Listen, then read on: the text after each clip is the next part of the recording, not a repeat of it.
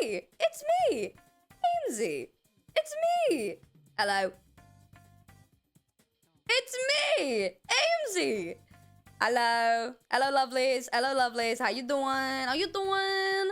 Let me give a big shout out to the fucking followers coming in and the subs real quick. Gamers, get some party emojis in chat. Get some party emojis in chat. I need to give a big shout out real quick. Thank you so much, Haley, for the follow. Thank you so much, Draft, for the follow. Thank you so much, Box, for the 6-month sub. Jim on in for the 8 months of tier 2. Tier 2. You're crazy. Thank you so much.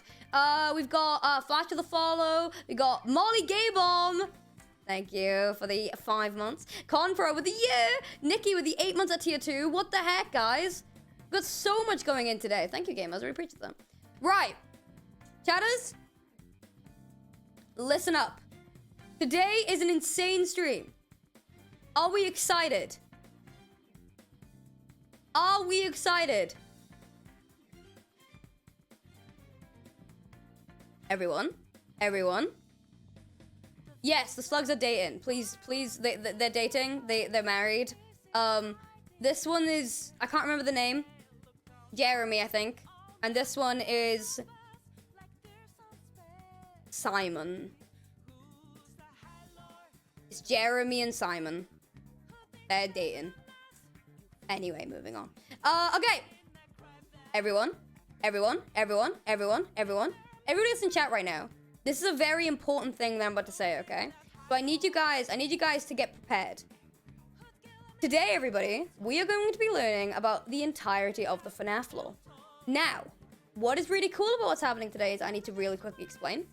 Because what we are also doing today is I am going to be writing down notes while we're learning about the lore.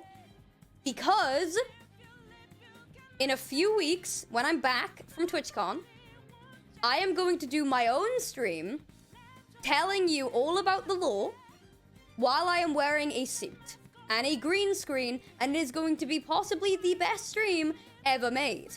Okay? But that is going to be in a while. Okay? So, everybody, I need you guys to tweet out the stream. Let everybody know that I'm live. I've not been live for a little bit, so if you guys can let people know, that'd be cool. Are we prepared for today? I need to know. Are we actually prepared? Are you guys ready to learn? Hold on, let me just drink my drink. Ooh. It's actually my first time drinking this monster. It's quite nice. It's okay. I've never had that one before. It's crazy. Moving on. Don't look over there. Don't look over there. But yeah. Okay, me when I lie, I've never lied. Why do you guys think I'd lie? I've actually never lied in my life. Weird. Weird you guys would think I'd lie. Weird. It's a bit weird. It's a bit crazy. Bit weird. That's okay. Who just got a 1-year sub? Wait, did you guys see that? Wait.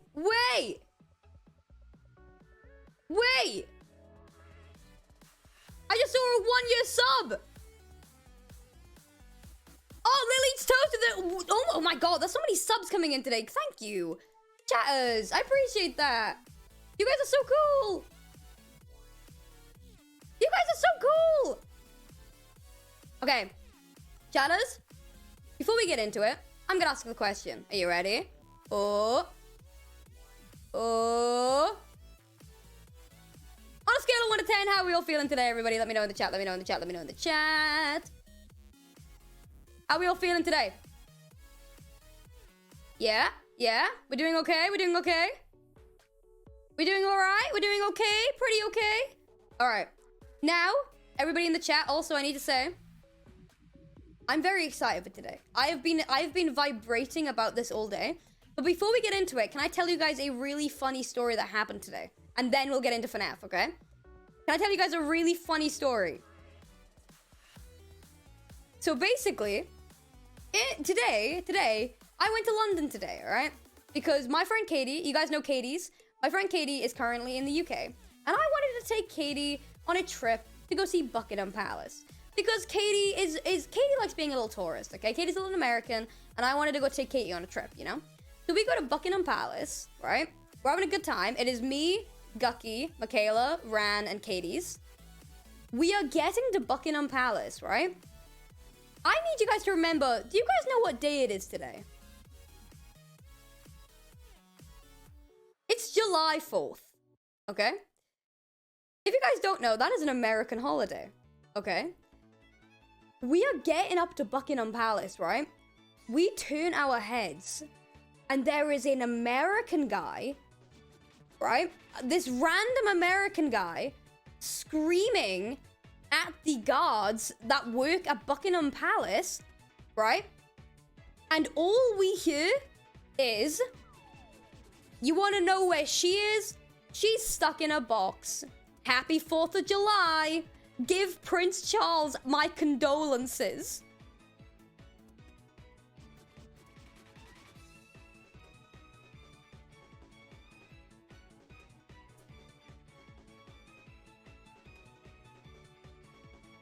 We all just looked at each other and burst out laughing.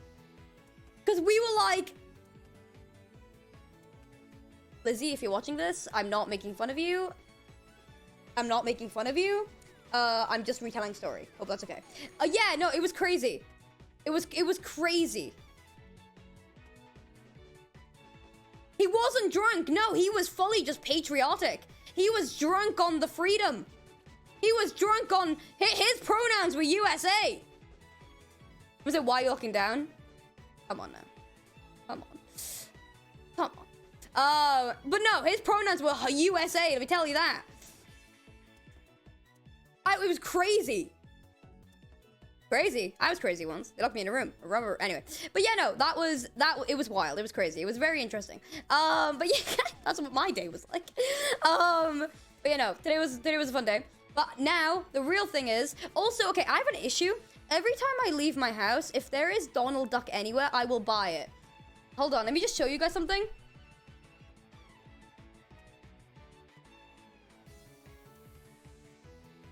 Do you guys see the Donalds in the back?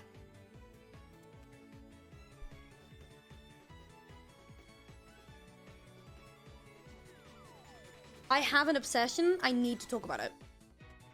No, I don't. I'm lying. I'm lying. I don't need to talk about it. I love Donald Duck. He's my favorite guy. He's my favorite guy. I don't care. Moving on. Shall we watch some FNAF? Chatters! Shall we watch some FNAF?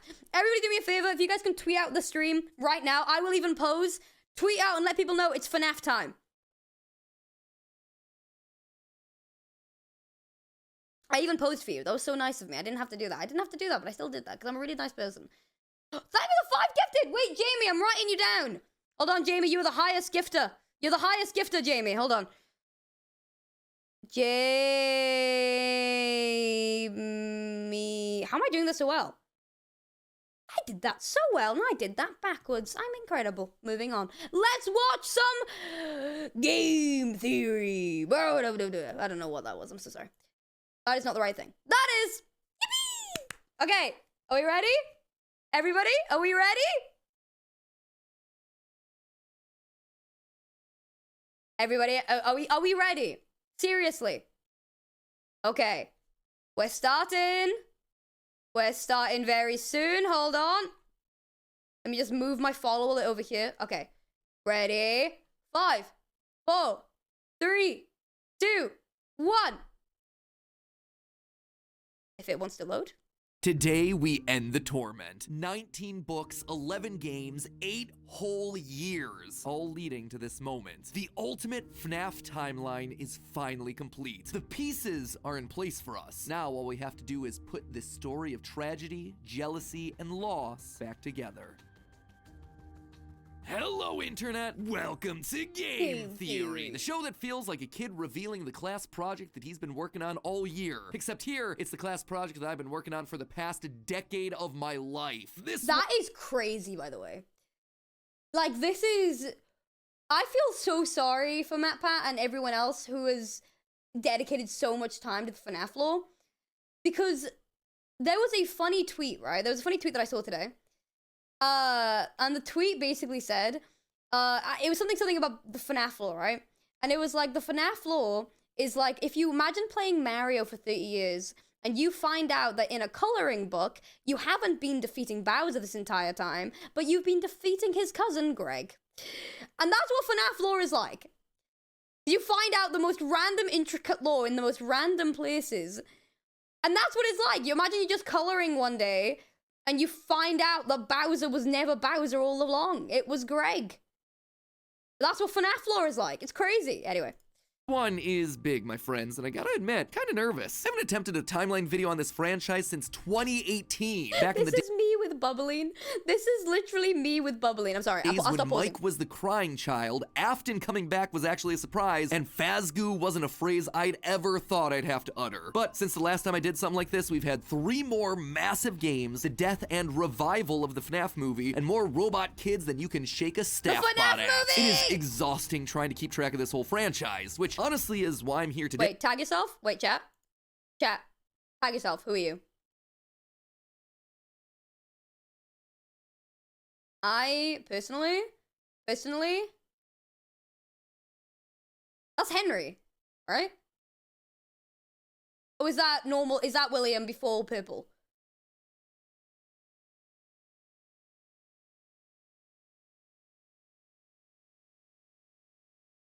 Personally, I am Springtrap. Personally. William, okay. Keep track of this whole franchise, which honestly is why I'm here today. The lore at this point is complicated. It is full of speculation and theory, so to hopefully make it a little easier for everyone and to give us all a baseline to talk about this franchise moving forward into the future, it's time to reveal my current working FNAF timeline. But just before I do, I just want to explain a couple of things. First, this timeline is massive. Seriously, it is huge. This thing towers over any video project we have ever done on the channel. But when you look at the totality of this franchise, also, chat is okay. We're getting into it now, and I'll stop pausing. This is the last time I'm gonna pause. For now. By the way, feel free to carry on like making comments. Don't panic about backseating. If you guys have anything to input, put it in chat, and I will pause and I will listen to what you got to say. Okay, because I want you guys to enjoy this as much as I'm gonna enjoy this. Okay, so carry on with chat. All right, moving on.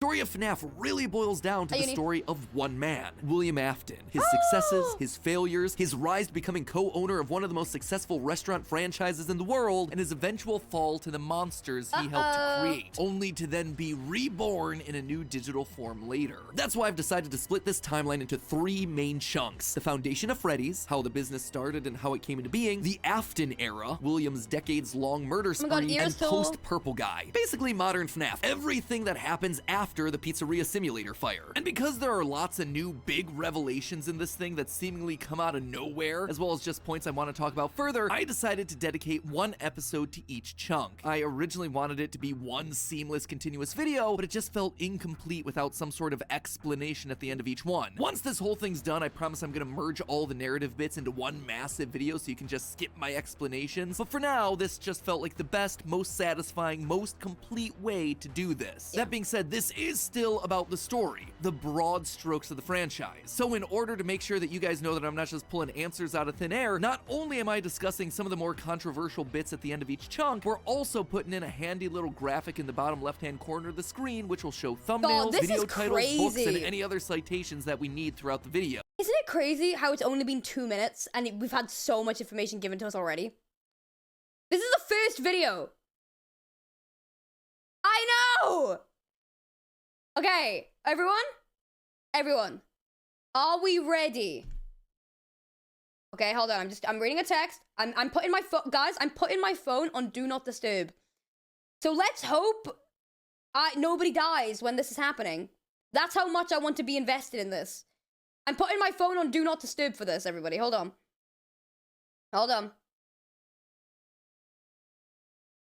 There we go. Ready? Hold on. Is everything ready? Okay. Ready? Everyone? 3, 2, 1. So if you wish to understand that specific statement in more detail, you know exactly where we've taken it from. That way you can look into those details for yourself. So sit back, grab some popcorn, or your pitchforks if you're the type to get upset when I say something controversial, and make sure that you subscribe, since this is going to be a video that you're going to want to come back to a few times in order to fully dissect. Without any more waiting, I present to you the story of a loving, obsessive father who slowly descended into madness, and along the way discovered the secret to eternal life. Our Okay. story begins not in the 1980s, or even in the 1970s, but all the way back in the 1930s. It was the throes of the Great Depression, and people were in desperate need of cheap entertainment, especially in Utah, one of the states hit hardest, fourth highest unemployment in the nation, and Utah. Why couldn't it have been in the UK, am I right? Up top?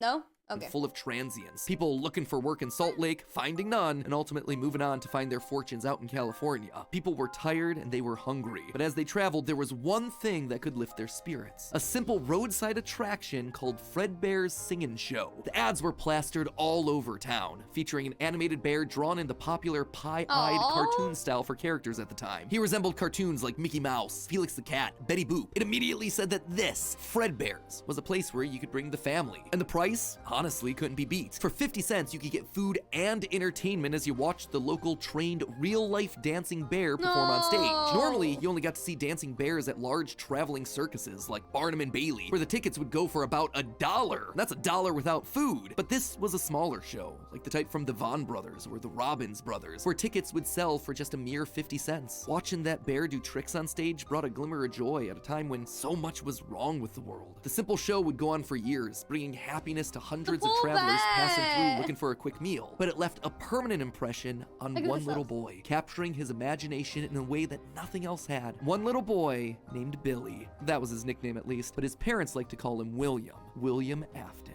The bear could dance, it could sing. For decades, William dreamed of recreating that moment of bringing a musical bear to life, but how? William was smart, without a doubt, and he had a How do we get Billy from William?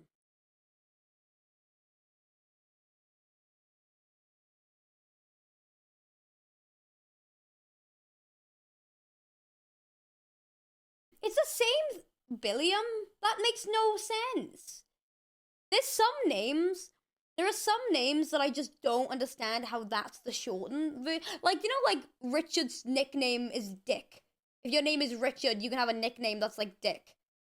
And I'm like, how? That makes no sense.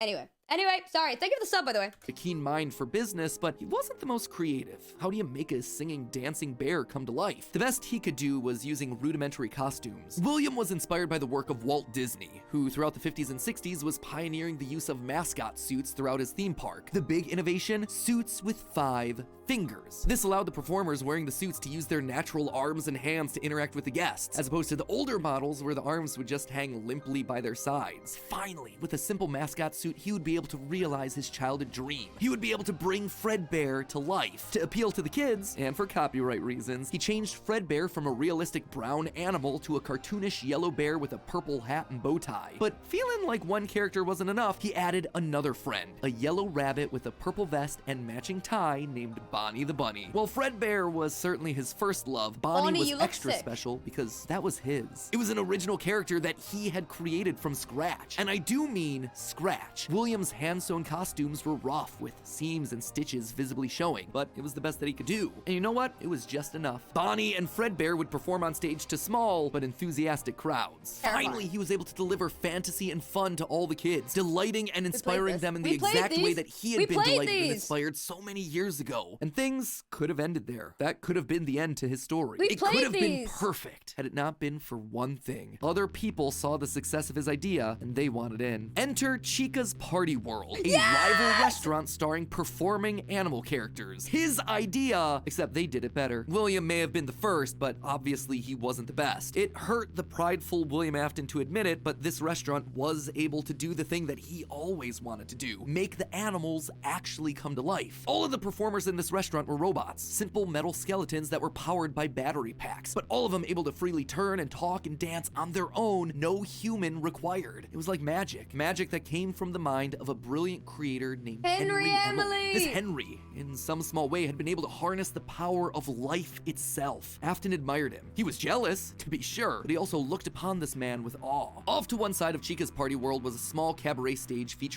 Get someone that looks at you the way that I'm looking at this video about FNAF. I just looked at myself in like the preview, and I am fully hot-eyed right now. I am like, I've never been this happy. Get someone that looks at you the way that I look at FNAF.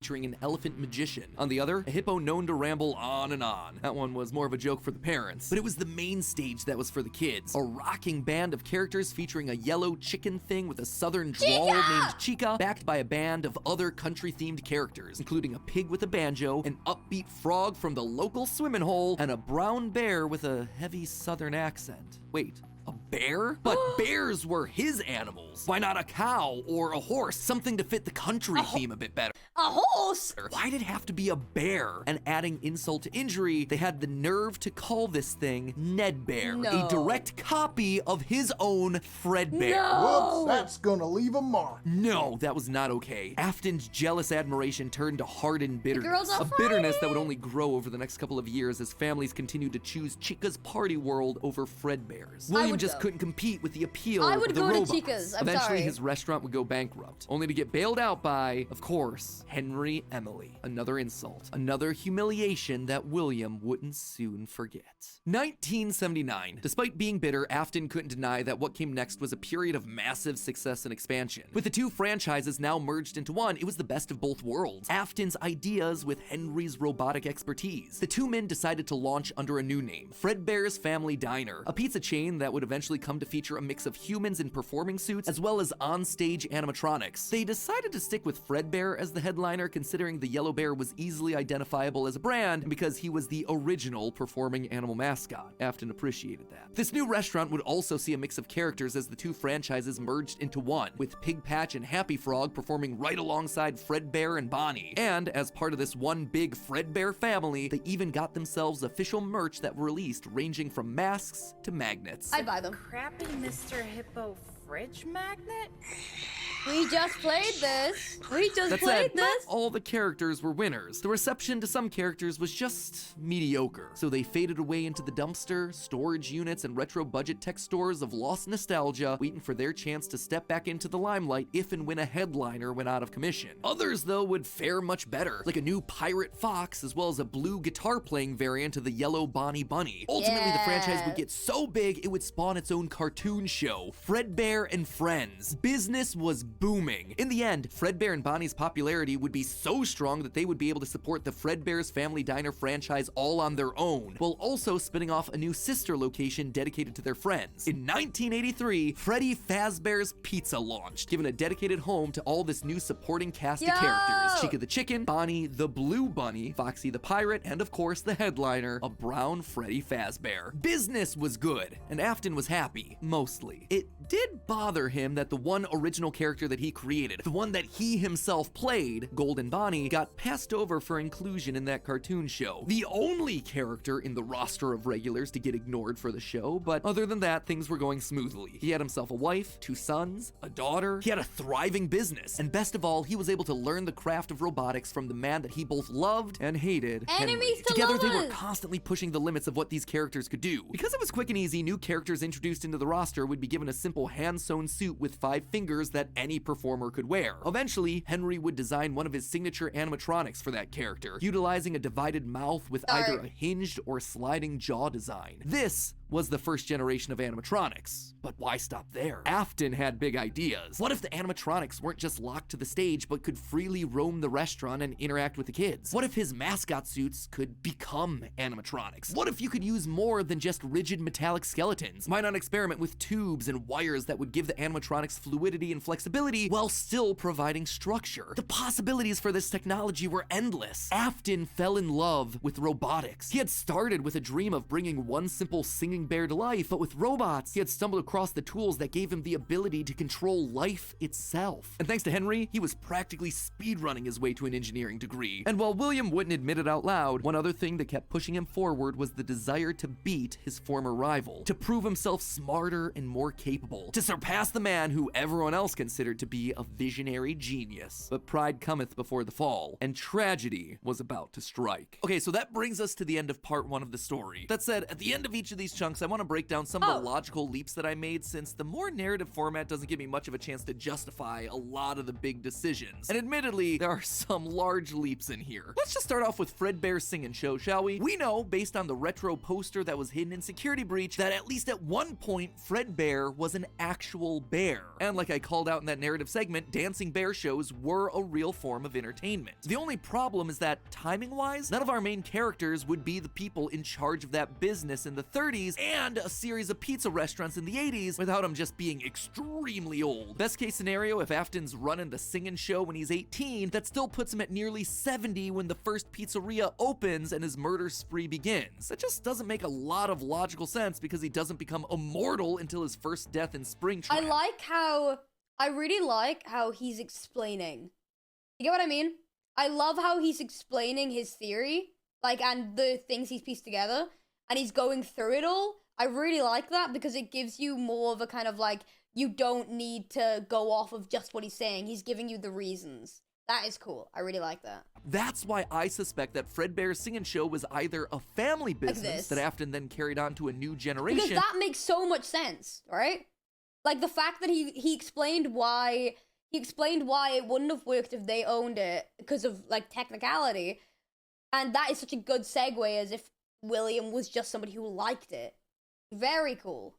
Or something that he saw as a kid and just wanted to recreate when he grew up. The Fredbear Singin' Show thing also starts laying the groundwork for some of the core elements of this story. That Freddy's was a place of fantasy and fun, and that Afton, despite eventually falling to become the heartless serial killer and mad scientist that we know him as, began as someone with good intentions and a love of entertaining kids. He wanted to bring things to life from the very beginning, a theme that recurs a lot for him throughout the rest of the franchise. Next up, let's talk about those mascot costumes. One thing that I keep going back to is the design of Glitch Trap. It's a handcrafted really suit. Scary. You can see the seams and everything. It even has 5 fingers for the performer's hands. It is very much not a Springtrap suit. This is something much more rudimentary. It came at a time before animatronics were a part of— Why is it so scary? Chatters, am I the only one? The original Bonnie suit is fucking terrifying. the story. That's why I suspect that it was actually the first, predating literally everything. It's also a suit that is very personal to Afton. He put his digital consciousness— Gonna come say hi to the chatters. Guys, I've got a guest real quick. Come say. You can wave. What? No. Come say hi.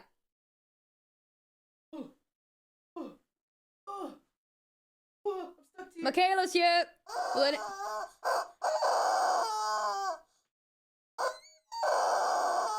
This is the one that you broke.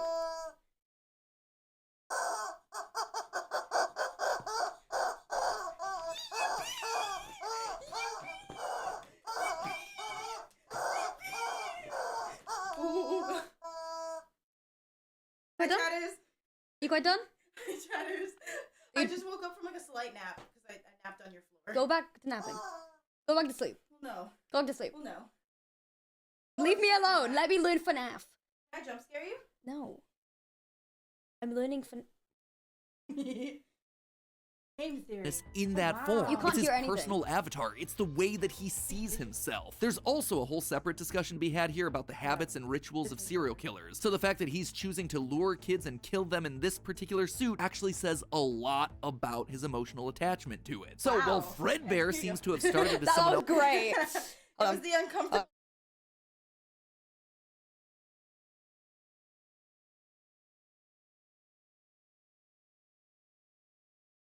Bye, Michaela. Everyone say goodbye to Michaela. Close my door. Sorry, Michaela's sleeping on my floor currently. Okay, moving on. Ready?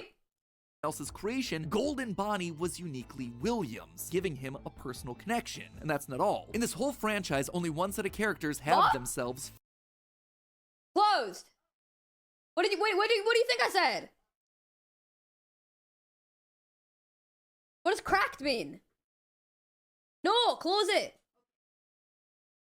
I hate him. 5 fingers, the Nightmares. Even No. Golden Fredbear was a 5-fingered wearable suit at one point in the story, as we see in this shot from the graphic novel, before he, like everyone else, was turned into an animatronic. This seems to imply that all of the main characters had similar wearable mascot outfits at least at one point in time, and that whoever is having the FNAF 4 nightmares, if they even are nightmares, something that we'll touch on in part 2, saw those mascot suits specifically. Lastly, we have to talk about the elephant in the room. The literal elephant, or Orville Elephant, as well as the rest of the mediocre melodies. For a while now, I've suspected that the mediocre melodies played a much more important role in the story than just being a bunch more animatronics to fill out the roster. Especially Ned Bear, which is just so suspiciously close to Fred Bear. And yet, there are two key details that we're gonna have to justify with any mediocre melodies mention. One, they're very rudimentary with external battery packs, implying that they come very early in the timeline. And two, we know that at minimum, Mr. Hippo does eventually become an official member of the extended Freddyverse. But if these things are supposed to be cheap, generic rip-offs, why would you be trying to rip off yourself? You wouldn't. You would be stealing someone else's ideas. So if Afton created Fredbear, there would have to be some rival franchise. The only other person who would likely be ripping him off? Henry. We've talked extensively about how the mediocre melodies are clearly Henry's design aesthetic, so it just has to be him. I don't think Henry's doing this maliciously. He doesn't strike me as the type. He was likely building the robots at the orders of someone else that was running a rival restaurant franchise. But that's enough motivation to start Afton down a path of jealous rivalry, but also begrudging admiration. As the Freddy Files Ultimate Edition says, it's important to revisit the beginning of Henry and William's relationship, so here you go. I think this is where it begins. Also, this is future Matt Pat here coming back to add this one in. Seems like the recently released character encyclopedia has backed up all of this speculation. I've had this timeline written for about a month now, but I've also been holding off a bit to see what wrenches this character encyclopedia might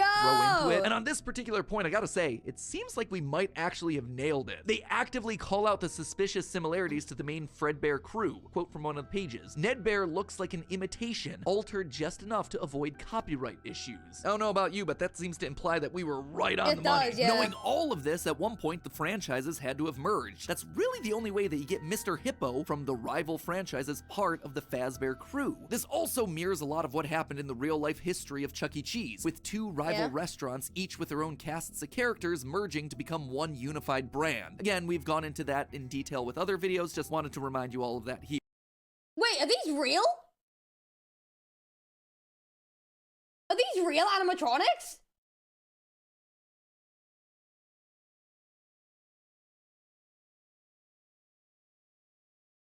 What the fuck?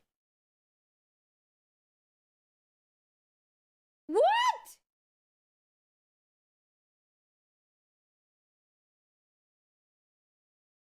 Ew. Here. But why would I call out the rival restaurant as being named Chica's Party World? Few things, actually. First, we know for a fact that a location named Chica's Party World exists. It is mentioned in the source code teasing sister location, so it is out there somewhere and doesn't fit cleanly anywhere. Second, in the story of the Puppet Carver, Chica is very explicitly looped in with the book versions of Pig Patch and Ned Bear, implying that she started as a mediocre melody. Thirdly, her design just fits better with a theme of down-home country animals with southern accents playing the banjo and eating with bibs. And with her being the headliner of the show with her name on the restaurant, it would make sense then that when the restaurants merged, she was the one that was added to the main cast of characters while all the other mediocres faded away. It's also why when Freddy's closes after William's killing spree, she's the one to branch back off into her old franchise and is therefore missing in sister location. Oh my god!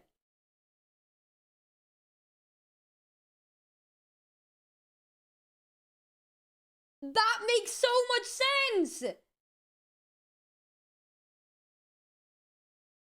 A detail that's bothered me for years at this point. It might also explain why William decided to stuff his first dead kid into Chica. That one was Henry's creation, not his. Is all of this a big leap? Yeah. Is it connecting a lot of dots that are very spread out across the franchise that I've been holding on in the back of my mind for years? Absolutely. But I think it makes sense. It also serves as a clean answer to a lot of the random threads that Scott's been leaving dangling for years. So with all of that in mind, my friends, we can close the book on the foundation of Freddy's. Oh my Don't worry, next week I'll be God. back to give you arguably one of the most confusing parts of this entire timeline situation. Okay. Part 2, the Afton era. I promise it will actually be next week this time. No more waiting around. I am just as eager to get this one out the door as you So we are to done with watch this it. now? I promise. You know what else I promise? I promise that we'll actually get to talking about the games. I would have liked to have talked about them in this episode, but there just isn't that much in the games that helps us depict anything pre-Family Diner. Although, let's be honest, this franchise has never been just about the games anyway. Even back in the early days of FNAF, we were decoding images and source code that Scott...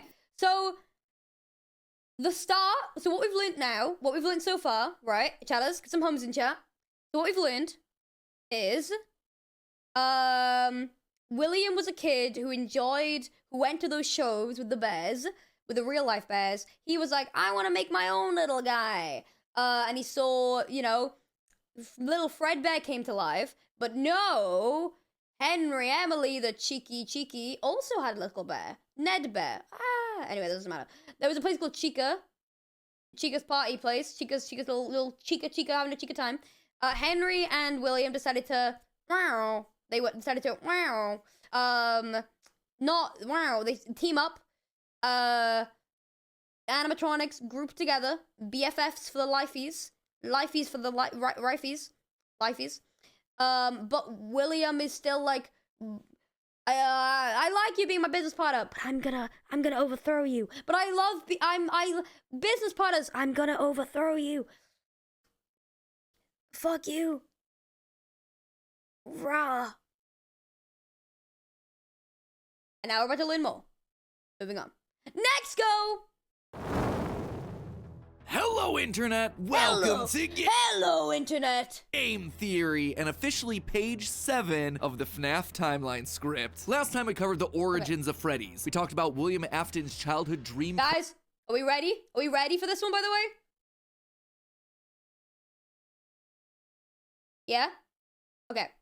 Project of making a singing bear come to life, and the infuriating moment that his dream is copied by a rival restaurant franchise looking to steal away his success. The merger of the two franchises results in William meeting Henry, a brilliant designer with a knack for robotics. Working together, they make Fredbear's flourish, spawning popular Saturday morning cartoon shows, toy lines, and spin-off restaurants under the Fazbear name. When last we left him, Afton was thriving, the world of robotics opening his eyes to new and exciting ways of bringing characters to life. Bringing things to life. Yeah, that was his core driving force, his passion. And it was this very passion that would mutate, twist, and morph from here on out in the story. Because with life, there is inevitably death. Something that Afton would become intimately familiar with. But before Afton acquaints himself with death, I want you to take some time to acquaint yourself with our newest channel. Guys, this is a huge moment for us theorists. For the last decade, we've had this 4-player controller icon, and now we finally fill in the final missing piece. Get ready for the rollout of our newest theorist channel. Drumroll, please.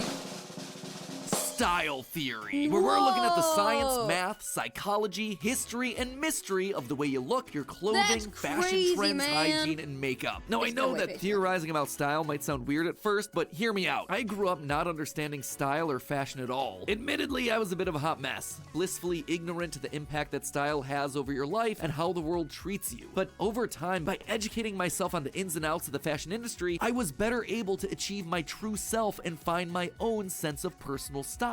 And that right there, that builds confidence. The way that you look directly affects the way that you feel and the way that other people treat you. So understanding those rules and being able to take some control over— We got ads? Wait, are there ads playing? All of that is incredibly valuable. It's an educational curve. Okay. And what do we do on these channels? We like to Hold on. I'll pause for the ads. I'm pausing for the ads. I'm pausing for the ads. I'm pausing for the ads. I'm pausing for the ads. There you go. What is people who got ads, what's your favorite fruit? Chatters who haven't got ads, how are you guys feeling today? I hope you guys are doing well. If you guys didn't have an ad, are you guys enjoying the stream? I hope you guys are. I can't keep playing. It is an ad right now. Entertaining you, which honestly is why I think this channel is so important for us to launch. There are so many lies and half-truths in the fashion industry that there needs to be some— Can I drop a hot take? A silly take? Can I drop a silly take real quick? I was talking about this with Michaela. And like, I was talking about this with Michaela and Ran, and Gucky, and Katie's. But my silly take about, like, fashion is I feel like we should just advocate for people to be comfy more. Because, like, listen, I'm no fashionista, alright? I wear, like, the same outfits every single day. I have multiple of the exact same outfit because it's what I'm comfy in, alright? It's what I'm very comfy in. I feel like we need to stop advocating for everyone to be fashionable. Because who cares? I'm so comfy in what I wear. I feel great in what I wear. And I feel like we are too into the idea that everyone needs to look good all the time. I am completely fine with not seeming fashionable. You know what I am? You know what I'm not fine with? putting people down because they're not fashionable. You know what I mean? I love what I wear. I've spent so much of my life trying to, like, be fashionable. And then I realized, Amy, you're never gonna be comfy in anything that isn't what you enjoy wearing. And I would, weighing it out, looking good or being cozy, for me, coziness is, like, the top tier now. Because if I'm not comfy in something, I'm gonna feel weird. You know? I don't know. You could be, you can be fashionable and comfy. I agree with you. Some outfits, and I'm like, whoa, that's really cool. But I feel like we shouldn't, I feel like we shouldn't put someone down for not being fashionable. You know what I mean? That was my point. We shouldn't make people feel bad for not, anyway, moving on. Someone out there to say, hey, this is right, this is wrong, and this is what science says. Sorry. Also, excuse to ban over bullets. Make a deck. They're personally all your we man show day deck this time. Okay. 1983, business was booming with 2 whole restaurant franchises running, Fredbear's Family Diner and the newly opened Freddy Fazbear's Pizza. Together, William and Henry had been able to take the hybrid suit idea and make it into a reality. They called their new invention the Springlock suit, and fittingly enough, it was symbolic of the partnership between these two men, a human suit as designed by William that could become a freestanding Henry-style robot. But because it was still new tech with kinks to work out, the rollout was limited, restricted only to the Fredbear's Family Diner location. All of this meant that William was busier than ever. He didn't have time to be a full-time parent, so he designed a nanny cam system where cameras and speakers were hidden throughout the neighborhood, as well as in his youngest son's favorite toy, Psychic Friend Fredbear. I mean, plushy Fredbear. But since cameras just weren't enough to raise a kid, he also left childcare duties to his eldest son, Michael. There was just one problem with that. Michael was far from the best babysitter. He tormented his younger brother by jump-scaring him with a foxy mask and constantly left him behind. William watched all of it from his cameras. Kids would be kids. Tomorrow was another day, after all. Except Michael's torment didn't stop. Bitter, angry thoughts would run through Michael's mind. Why did he have to be the one to take care of this whining crybaby all the time? It just wasn't fair. It was time that he got even with his brother by playing the ultimate prank. A prank that just so happened to be on this crying child's birthday. He and his friends would take his scared little brother and make him do the one thing that he was terrified of doing, getting close to the animatronics. That would be embarrassing for the kid that was such an embarrassment to him. His brother squirmed, screamed, kicked, and fought, but just as they were putting that small, squirming boy up to Fredbear's lips, the mouth snapped shut. Is that the bite of 87?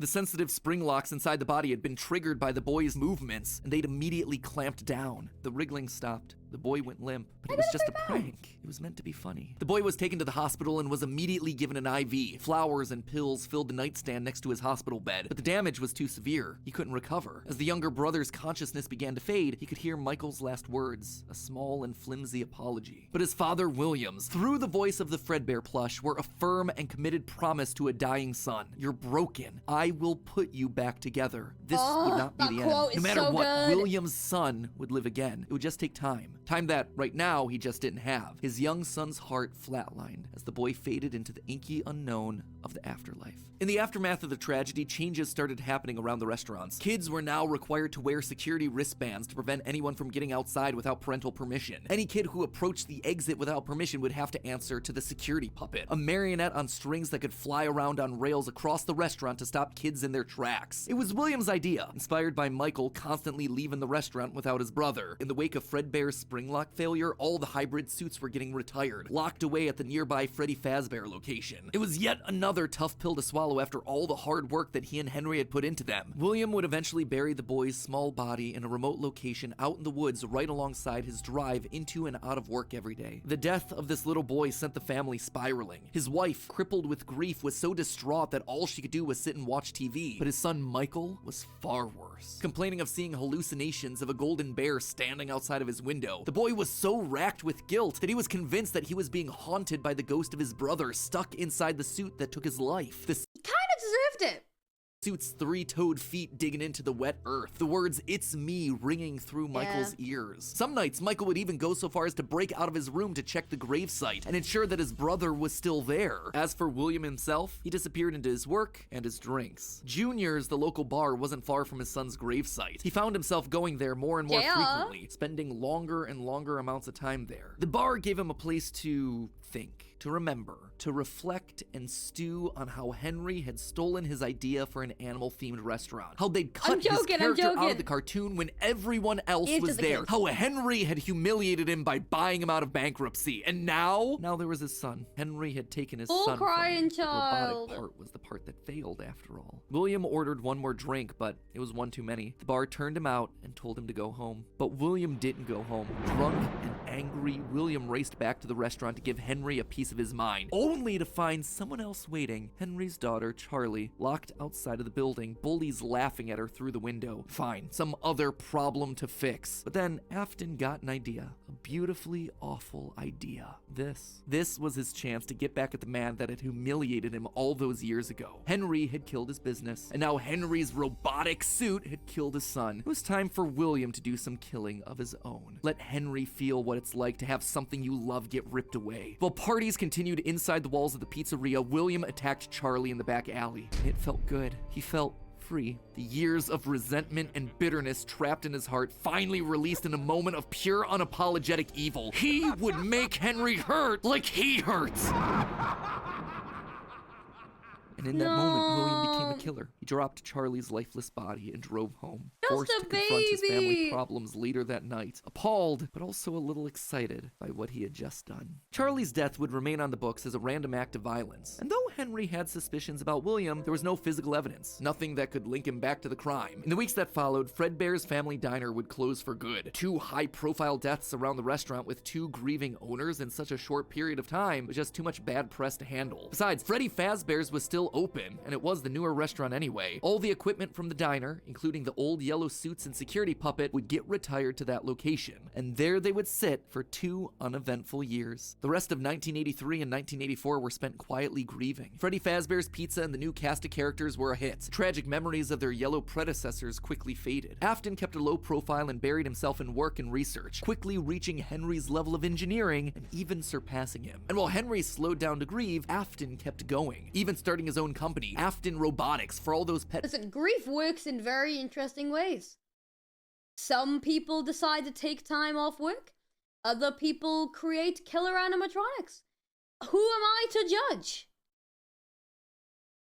Who am I to judge? You know what I mean? Carry on. My bad. I'll let you be. Projects that were a little bit too experimental for the regular operations of the pizzeria. The first of these experimental projects was a secret workshop under his house, a veritable bunker, which allowed him to work. ARG Gucky and C. Aimsey. Enough.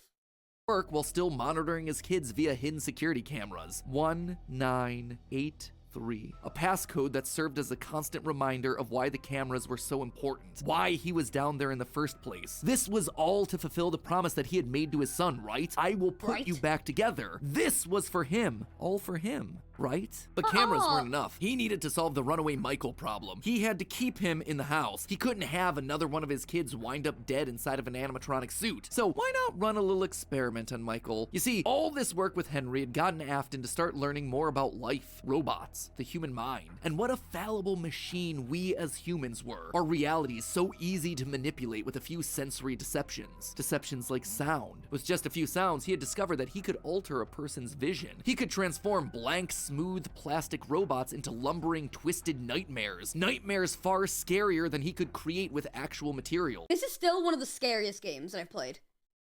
FNAF 4? Like, bro.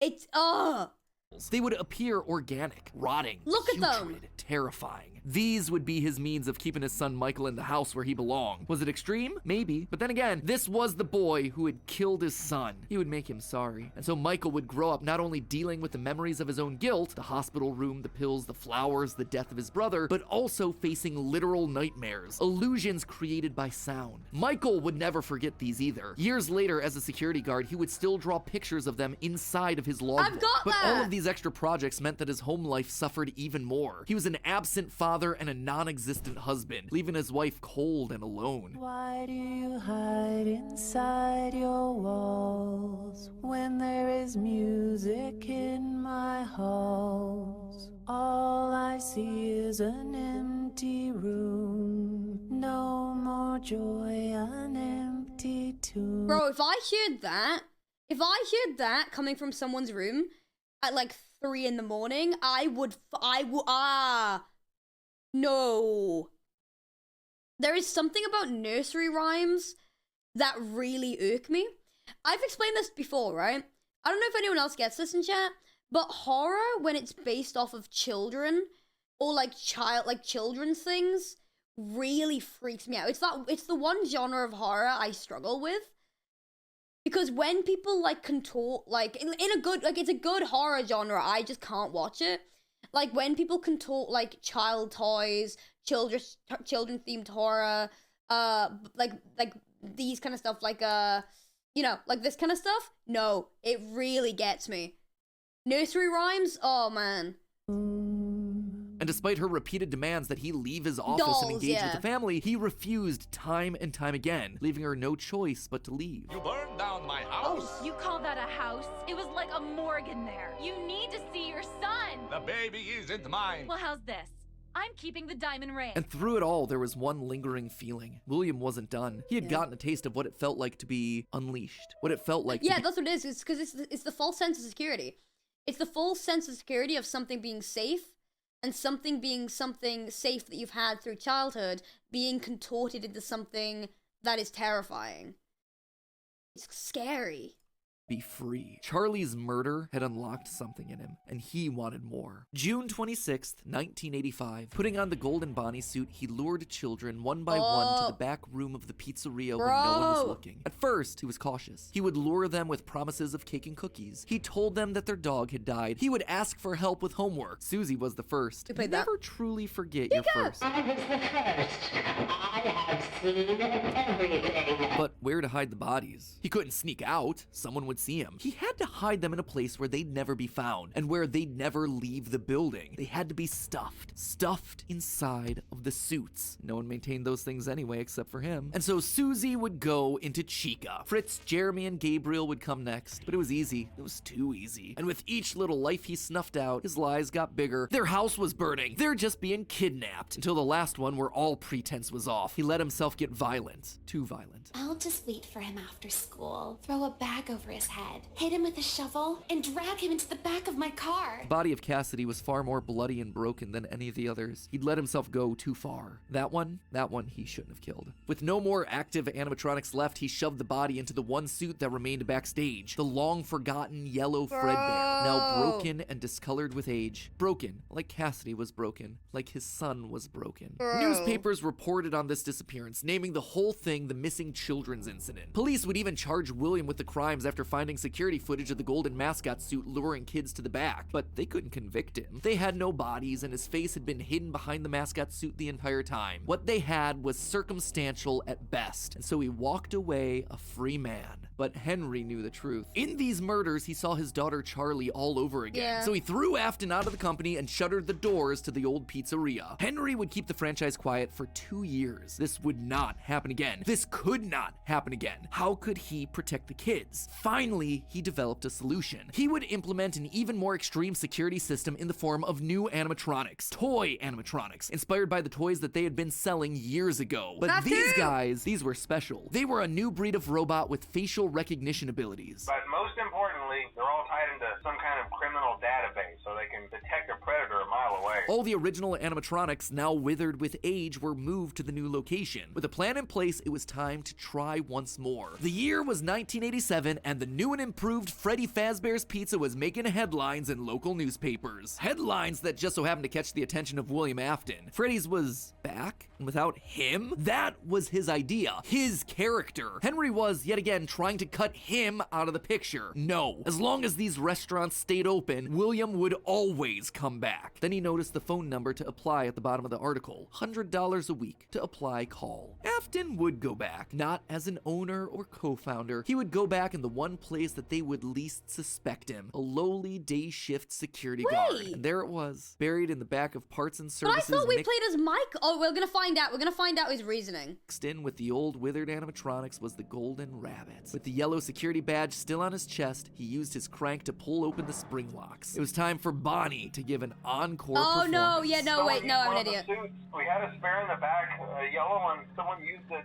Now none of them are acting right. From what I understand, the building is on lockdown. No one is allowed in or out, especially concerning any previous employees. When we get it all sorted out, we may move you to the day shift. A position just became available. 1987, 5 more kids. He didn't know what felt better, getting back into the suit after 2 long years of waiting, or knowing how devastating this would be to Henry the next morning. He didn't even try to hide his crime this time, just meant more blood on Henry's hands. He'd failed to protect the kids again. The restaurant had only been open for a few weeks, but William was sure that this would get it to close. Good, if he couldn't have Freddy's, no one would. Whenever a new pizzeria opened, he would be there. But as he sat in his bunker, something else started to linger in William's mind. He had seen something strange. The old withered animatronics, they had been wandering around the building, spurred on by the puppet. It was almost like those old robots were trying to save the kids. Save them? They couldn't, obviously, but still, how were they moving? It was almost like they had been given life somehow. Did he have something to do with that? The following day, the news would report a security guard getting bitten by one of the animatronics during the day shift. Was that bite meant for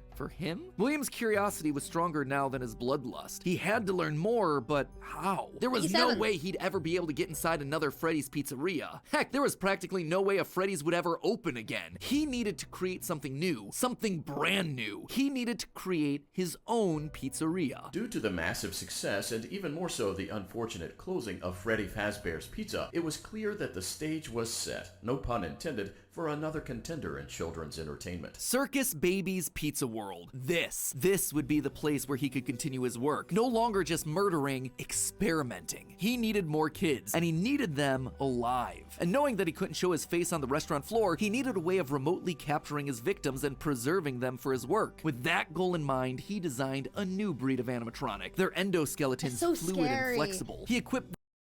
Okay, I'm gonna ask a question in chat. Which design do you think is, like, not scarier, but which design is more unsettling? The original endoskeletons or the ones that are in sister location? You know, like the wires? Because I feel like the wires are so unsettling. Like, you know, like the circus baby one? The fun times, terrifying. Because the endoskeleton, yes, they're scary, but there is something so off-putting about, like, all the wires being behind the face. You know what I mean? There's something too human about it. Not human, but something. I don't know what it is, but oh, I hate it. Them with sound lures that could mimic voices. They could isolate children. They could incapacitate and contain them with zero direct input from him. It was brilliant. He was brilliant. Far beyond the simple bars and wires of Henry's designs. And the characters he chose for this were uniquely his. His new roster wasn't going to be tainted by Henry's disgusting barnyard bird. Instead, it was back to his characters, his creations. Freddy, Bonnie, Foxy, as well as 2 special ones. The first, Ballora, was an homage to the woman who left him. Now, she would never leave him again. The second, the titular baby, was designed with his baby in mind, Elizabeth, his youngest child. She would always be Daddy's little girl, the one that listened to him, the one that obeyed, until the day that she didn't. Daddy, why won't you let me play with her? She's so pretty and shiny. Didn't you make her just for me? The day before Circus Baby's Pizza World opened, she disobeyed. She didn't listen. Left alone with Baby, she got too close. The animatronic ripped in half and swallowed her whole. A scared and confused child fading into eternal darkness. By the time Afton found her, it was too late. She was gone. He immediately canceled the launch of Circus Babies under the guise of a gas leak. But wait, as he sat there at the foot of the stage, he noticed that something was different. The eye color of the robot had changed. Baby had been built with blue eyes, but now they were emerald green, the same color as Elizabeth's. Was she in there? Could this all be connected to the free-moving animatronics that he had seen at Freddy's? He had to know more. His mourning turned to excitement. He had to return to where it all started. 1993. Pathetic. This place was pathetic. Henry had clearly tried to reopen one final time with those old original animatronics from so long ago, but William's damage to the brand had been permanent. These things stank of death. They hadn't been washed in decades. But even if they had, nothing could wash away the stink of murder that haunted these halls. One night, then another, then another. William repeatedly snuck into the old broken restaurant to lure the living animatronics to him, one by one dismantling them, robbing them of their endoskeletons. The metal had to be the secret. It had to contain the remnants of life itself. But he had to know for sure. Leaping out of a room that was invisible to the animatronics programming, he dragged the oversized robotic skeletons back to his underground workshop, back to where Circus Baby watched on with glowing, curious eyes. Eyes that somehow felt alive. Not knowing what else to do, William melted the robotic parts down. 5 animatronic endoskeletons reduced down to one silvery puddle of goo. Could he transfer this living metal to his own creations? He had to try. He picked up a syringe and filled it with the molten metal and injected the goo into Funtime Freddy's twisted, wiry endoskeleton. And suddenly, the coils came to life. Like snakes writhing in a pile, what had once been cold, lifeless metal moved and jolted on its own. He'd done it! He had unlocked the secret to life itself. Except something was clearly wrong. The movements were erratic. They were violent, angry. Baby didn't act this way. She had been calm, collected. This was clearly something else, something mindless and frantic. Perhaps by mixing the souls and then portioning them out, he had created incomplete beasts. He would need to keep testing to truly understand it. He needed more of this remnant. As he searched the old pizzeria one more time for any remaining scraps of metal, the ghosts attacked. His past victims come to collect their due, all led by I know what's about to happen. Something bad's about to happen to me. You ready? Are you guys ready? Are you guys ready? Cassidy. The 5 lined up and blocked the door, and Afton's mind reeled. The scientific implications of this were incredible. Ghosts, real ghosts that he could see, all standing against him. But what could they do? What couldn't they do? He panicked as Cassidy approached. How do you stop something that's already dead? Maybe with the thing that resulted in their death in the first place. He would get into his suit like old times. He would regain his power over them just like the day that they died. He was the genius. He was the one in the suit. He was the one in charge.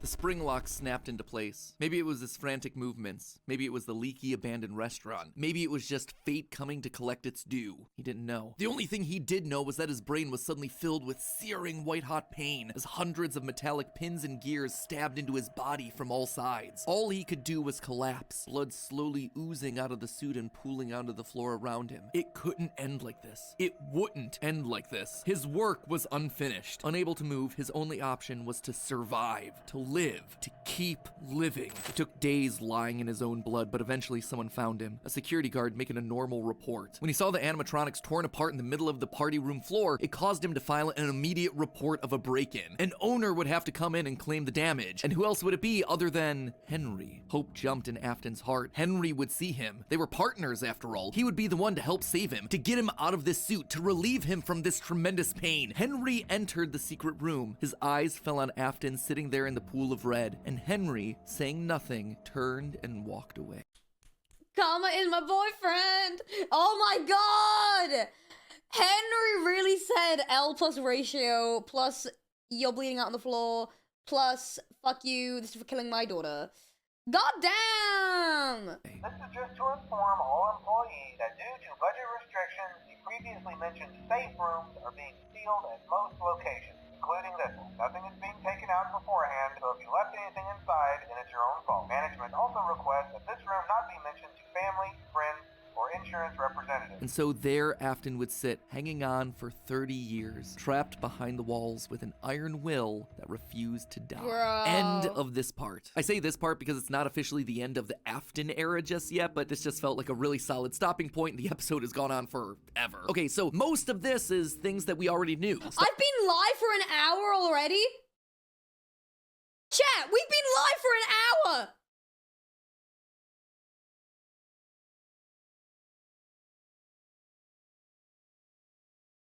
What?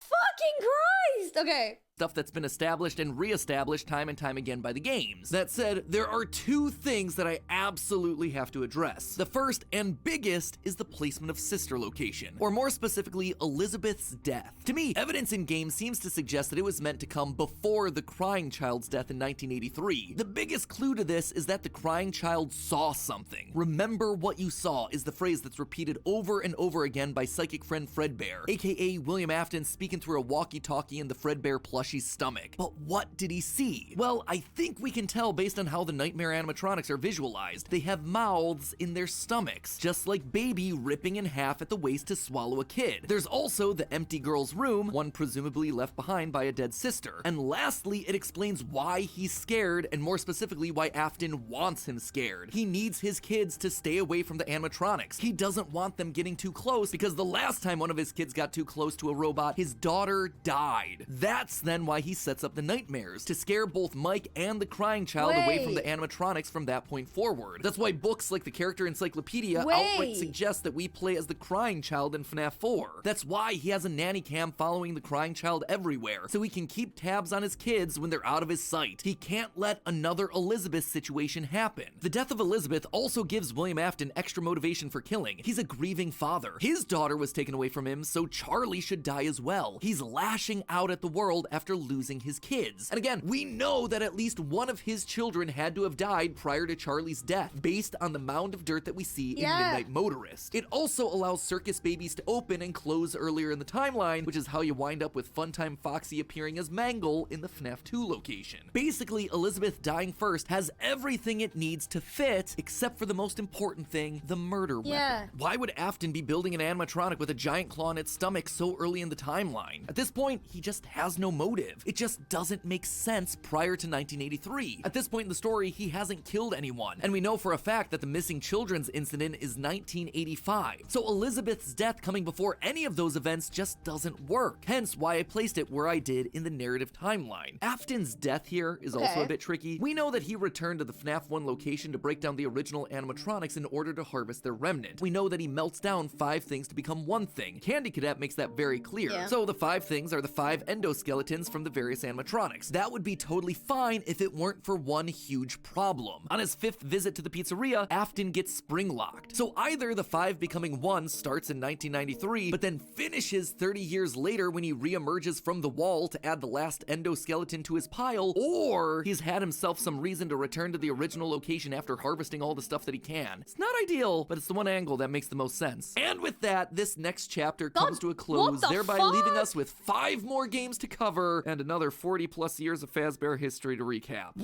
If you were a crying child and you were having nightmares of those fucking freaky ass nightmare animatronics, what would you do? I used to get night terrors as a kid. I still do sometimes, right? I still do sometimes. But, like, if I had shit like that, no way. Therapy is needed. Fuck, man. Ooh, when you put it that way, something tells me that this might balloon into 4 parts. Ugh, we'll see. Anyway, until then, my Right, we ready for the 3rd episode? Everybody, are we ready for the 3rd episode? Are we all ready? Can we get some yeses in chat? Yeah? We're gonna, anything we don't understand, we're gonna recap, okay? Don't worry. Ready? We've got 2 more episodes left, okay? 3, 2, 1. Hello, Internet! Welcome to Game Theory! And page 20 of our final FNAF timeline. This is getting ridiculous. Last time we covered William Afton's rise as a serial killer, how the loss of his young son in 1983 caused him to make one fateful promise that would ultimately serve as his driving force for decades. I will put you back together. Fueled by grief and obsession, Afton would lose himself in work and drinks. Guys, the next time the ads play, I want you guys to make a friend in chat. You just make, whenever the next ad plays, just make a friend in chat. One night in a fit of rage, he lashes out against Henry's young daughter, Charlie, his first murder. This moment becomes the first domino to fall in a long sequence of events that ultimately destroys William's life and the lives of those around him. That one murder gives Afton a taste for blood, resulting in the deaths of 10 more children across 2 different pizzerias. Those children go on to possess animatronics, giving Afton his first exposure to Remnant and the potential solution for bringing his son back to life. The need to learn more about this miraculous power leads him to produce the Funtime animatronics, as well as their capture devices. Robots designed to bring kids to him for experimentation and collection of more Remnant. Now? Except there was... Okay, I'm gonna wait. I'll let the ads play. You guys carry on. Let me know when the ads are stopped, okay? Aimsey viewers, how are you all feeling today? All the people who are subbed, how are you all doing? How are you all doing? Hope you're all having a good time. I'm having a great time. I hope you're having a good time. I'm trying to think of anything exciting happened today that I've missed. Oh, guys, you know, tomorrow I hope I got a code. Tomorrow I hope I've got a code for Taylor Swift. If I haven't, I'm gonna cry. The Great War is happening. Very nervous, I'll tell you that now. Very nervous. Anything else exciting? I'm very obsessed with FNAF. I think FNAF is my, listen. I have a very funny brain, and I seem very interested in it right now. I have what the kids say, a hyperfixation. I can't think of any normal sentence or any normal conversation without thinking of FNAF. You should hear me in normal conversation. I relate everything to FNAF. I need to stop it. I am obsessed with it right now. It's not funny. Bubbleen will, by the way, Bubbleen will never be overthrown as my #1 hyperfixation. At this point, I feel like Bubbleen and the entire lore of Bubbleen is just a special interest of mine. Because how much I can recite without needing any prompt is crazy. It is crazy. The fact that I could literally just go for the next 3 hours and explain Bubbleen and Marcy and Bonnie's entire lore without any videos, prompts, or anything like that is actually crazy. It basically is just an interest of mine. Anyway, moving on. We just tangented. Are we back? Are we all back? Attends a funeral. Oh my god, this is just like the crying child. That's crazy. Ready? All right. 5, 4, 3, 2, 1. One thing that he didn't account for. I'll go back real quick. The potential solution for bringing his son back to life. The need to learn more about this miraculous power leads him to produce the Funtime animatronics, as well as their capture devices. Robots designed to bring kids to him for experimentation and collection of more remnant. Except there was one thing that he didn't account for. His daughter's curiosity. He made the robots too appealing, and it would cost him Elizabeth's life. Now with 2 children to put back together, Afton was more desperate and crazed than ever, returning to defunct pizzerias to steal the possessed metal still living inside their walls. What he didn't account for, though, were the ghosts, forcing him to pay for the sins of his past. When last we left him, William was spring-locked, bleeding to death behind a secret wall. Gone, but certainly not forgotten, as we're about to see in today's video. Today, we're finishing up Chapter 2 of our story, wrapping up the Afton era. Over the next 6 pages, we switch our focus to the other main character of the franchise, Mike, a young boy dealing with the fallout of a stupid childhood decision with tragic consequences. A young man whose life is best described as collateral damage, caught in the blast radius of William's whirlwind. That's such a sad sentence. Whose life is described as collateral damage. That is such a horrible, like... Oh, wait. Best described. A young man whose life is best described as collateral damage caught in the blast radius. Collateral damage, caught in the blast radius of William's God, that's so sad, bro. whirlwind of destruction. Now, before we begin, let me just rip off the band-aid now. We won't be finishing the timeline today. I know. I'm sorry, I wanted to, but covering FNAF VR, AR, and Security Breach wound up taking me an additional 9 pages of script. And I've already made you wait long enough for this part, so I just had to make the executive call to break this one up into 2. Don't worry, that part is already written, it is already recorded, it is watching just it today, don't worry, watching it today. It is a hefty episode. So mark it on your calendar, that one's actually going to be going live on March 25th. It's also coming complete with a live talk back where we go back over everything from the past couple episodes, as well as having ourselves some very special guests. So overall, that one should be a lot of episode or hate it. I don't really think there's gonna be pain. This time though, things felt different. William had left nothing. His absence was longer. There were no check-ins, no updates, just silence. Something had happened. If there was one thing Michael knew about his father, it was that he had contingencies, safety checks, backup plans. His father was a careful and guarded man. He held his cards close to his chest, and as such, William had prepared him in the event that something like this ever happened. Normally, his father kept his home office locked, but in the event of an unexpected, prolonged absence, Michael had been instructed to enter his father's office and and looked behind an empty set of shelves mounted in the corner of the room. Rolling his eyes, Michael entered the office. He never fully understood how William was able to spend so many hours of his days locked up in here. There was just nothing to do. Most of this place was empty. He dragged himself over to the shelf in the corner, expecting to find an emergency contact list, a family safety deposit box. But what he actually found there was completely unexpected. Father, it's me, Michael.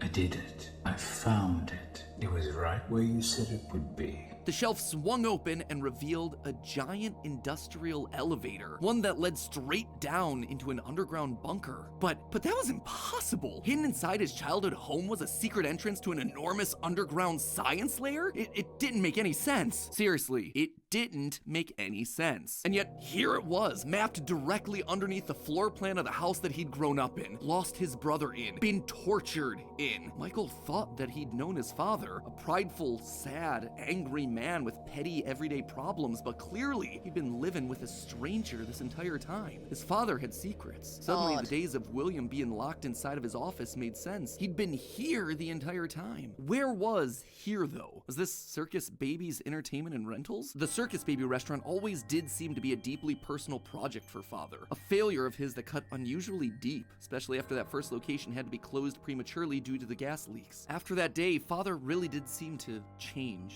to lose himself even more in his work. Clearly, the entrance he had found was some sort of secret back way into the facility, one that required crawling through vents to navigate. His father had been working here, but in secret. Why? And that's when he found her. At the end of the facility, Circus Baby, his father's pride and joy. Except something was different about her. He's She so wasn't like the scary. others. The way she talked, the He's so stories she scary, told. man. This wasn't just a robot. She was alive somehow. And not only was she alive, she also felt familiar. There is something bad inside of me. I'm broken. I can't be fixed. Will you help? Isn't there like a specific thing where the animatronics refer to themselves as broken? And obviously, oh no, all of the Aftons refer to themselves as broken. And then in Security Breach, Freddy refers to Gregory as "you're broken." Hi Max, thank you for the raid. Thank you for the raid. Hiya Max GG's viewers. I'm Aimsey if you guys are new here. We're watching FNAF lore. We're watching FNAF lore. If you guys like FNAF, stick around. We're currently on the 3rd episode, if you just want to watch. Was this his sister? William's baby girl? But how? Why? What was this place? He dug around some old files and found blueprints outlining the features of these animatronics. Storage containers, voice mimicking, parental tracking. And was that a child in Freddy's stomach? Was his father collecting and experimenting on kids? Were all the rumors that he'd heard throughout his past actually true? That the animatronics came to life at night? That there were murders done in all the pizzerias? That his father had somehow been the— Imagine finding out all of this, man. Like, imagine just thinking one day that your, like, dad is, like, a normal guy, and the next day you find out all of this information.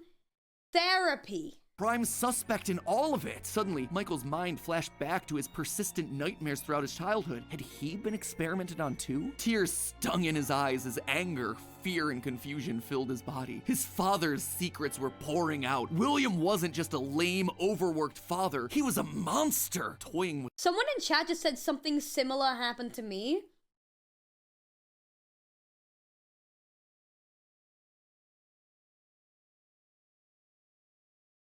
I don't know if I should ask. I'm not gonna ask. I'm not gonna ask. I just really hope you're in therapy. I really hope you're in therapy. Moving on. with life itself. Suddenly, everything clicked. He frantically looked around the room, blinking human heads on poles staring back at him. Green eyes, his sister. Blue eyes, his brother. Closed eyes, his mom. All just staring, expectantly. These were meant to be human. William was working down here trying to make believable humans, literally building the family that they had both lost. The small little girl robots with their British accents roaming the hallways of this underground facility suddenly took on a whole new context. Hello in there. Is this the same person? Were those meant to be his sister? A replacement for her? A clone? Was William building clones of his sister? They seemed to know him, after all, to react to his presence. They were all there. They didn't recognize me at first, but then they thought I was you. He always did have a bit of a resemblance to his father. Michael's mind reeled as the reality of his world crumbled to dust. No, he had to get them out of there. If this really was his sister, heck, if any of these things were human, souls, whatever remnant of the humans that they once were, they needed to be rescued. They always put us back inside. There's nowhere for us to hide here. Led by the voice of Sir... The voice doesn't sound like me. I'm British. It's a British voice. I don't sound like her. I am just simply British. You freaks. Oh my god, Aimsey, it sounds like you. No. I am not every British fucking thing. What even is the voice line? They always put us back inside. They always put us back inside. I don't sound like her. Wait. They always put her back inside. See? I don't.